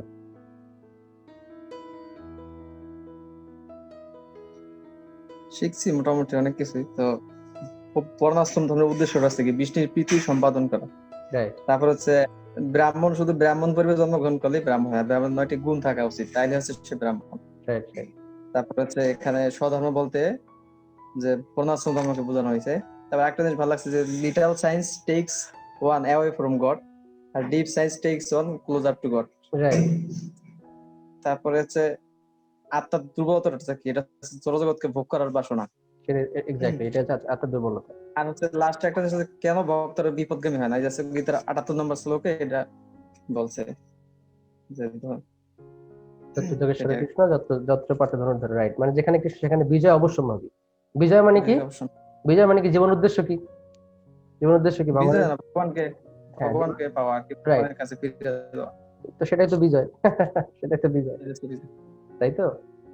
এবং শুধু সেটাই না, কৃষ্ণ হচ্ছে সর্বতভাবে তার ভক্তকে রক্ষা করে, সর্বতভাবে। Great. Anything else from anyone? আচ্ছা, আর অ্যাসাইনমেন্টে যেটা বললাম, অ্যাসাইনমেন্টটা আমরা জমা দিয়ে দিব, ঠিক আছে? এটা, এবং আমরা যেটা ক্লাসের শুরুতে বলছিলাম, মানে কোর্সের শুরুতে আমরা একটা পুরস্কারের ব্যবস্থা আমাদের ছিল আর কি, ঠিক আছে? তো সেই রেজাল্ট এখন আমরা ঘোষণা করব, মানে অ্যাসাইনমেন্ট সবার কাছে জমা দেওয়ার পরে তারপরে আমরা দেখি কি করা যায়। এবং আমরা যেটা বললাম, আমরা পরবর্তী কোর্স আমাদের আমরা শিক্ষাষ্টকম দিতে পারি, শিক্ষাষ্টকম মহাপ্রভুর। আমরা জানি 8টা এরকম মানে 8টা এরকম মহাপ্রভুর ইয়ে আছে, মহাপ্রভুর রচিত শ্লোক। আমরা একটা একটা করে শ্লোক আমরা ডিসকাস করবো, ঠিক আছে? অল্প সময়, আমরা সময় কমাই দেবো, ডিউরেশন 1 ঘন্টা ম্যাক্সিমাম, এর মধ্যে আমরা শেষ করে দেবো, ঠিক আছে? এটা আমরা একই টাইমে শনিবার দিন করতে পারি। আমরা দেখি, আমরা জানাবো যে কবে আমরা ক্লাসটা শুরু করব। আর যেহেতু সবাই, আর যদি কারো পরিচিত থাকে যে না আমি এরকম ভাবে যদি ক্লাস করতে চাই আরো, you can always invite them. That is okay for us. We want more participants. ঠিক আছে? Yeah, great. Anything else? তাহলে আমরা আলোচনা এই পর্যন্ত শেষ করি, আমাদের অনেক রাত হয়ে গেছে। হ্যাঁ, একদিন একটা কীর্তনের সেশন করলে হয় না? হ্যাঁ, আমরা কীর্তন করবো, আমরা করবো আমরা এক সময় করবো ফুল টাইম কীর্তন। হ্যাঁ, আমরা যেটা করতে পারি, আমরা হচ্ছে যে একজন কীর্তন করবে প্রত্যেক 10 মিনিট করে, ঠিক আছে? আমরা এটা করতে পারি। না আমি শুনবো, আমি তো পারি না। না, ওইটা এখানে আসলে এখানে পারানা পরে কিছু নেই, যে কথা বলতে পারে সেই গান গাইতে পারে। এটা হচ্ছে নিয়ম। আমাদের এক স্যার বলছিল, যে কথা বলতে পারে সেই গান গাইতে পারে। ঠিক আছে, গানের সুর কম আছে, কিন্তু কৃষ্ণ তো সুর দেখে না। কৃষ্ণকে দেখে যে কার কত সুর আছে কিন্তু ভিতরে তার কিছু নাই। না, কৃষ্ণ দেখে হচ্ছে ভক্তি কতটুকু, ঠিক আছে? কৃষ্ণ কোনো সুরের দ্বারা পাগল হয় নো, কৃষ্ণ থেকে ডিভোশন। ওকে, সুতরাং এটা কোনো ব্যাপার না। Great, thank you so much সবাইকে। বাঞ্ছা কল্পতরুভ্যশ্চ কৃপা সিন্ধুভ্যেব চ পতিতানাং পাবনেভ্যো বৈষ্ণবেভ্যো নমো নমঃ। জয় শ্রী কৃষ্ণ চৈতন্য প্রভু নিত্যানন্দ শ্রী অদ্বৈত গদাধর শ্রীধর শ্রী গৌর ভক্তবৃন্দ। হরে কৃষ্ণ কৃষ্ণ কৃষ্ণ হরে হরে, হরে রাম রাম রাম হরে হরে। শ্রীল প্রভুপাদ কি জয়, শ্রীমদ্ ভগবদ গীতা যথাযথ কি জয়, গৌর প্রেমানন্দে হরি হরি। Thank you, Hare Krishna.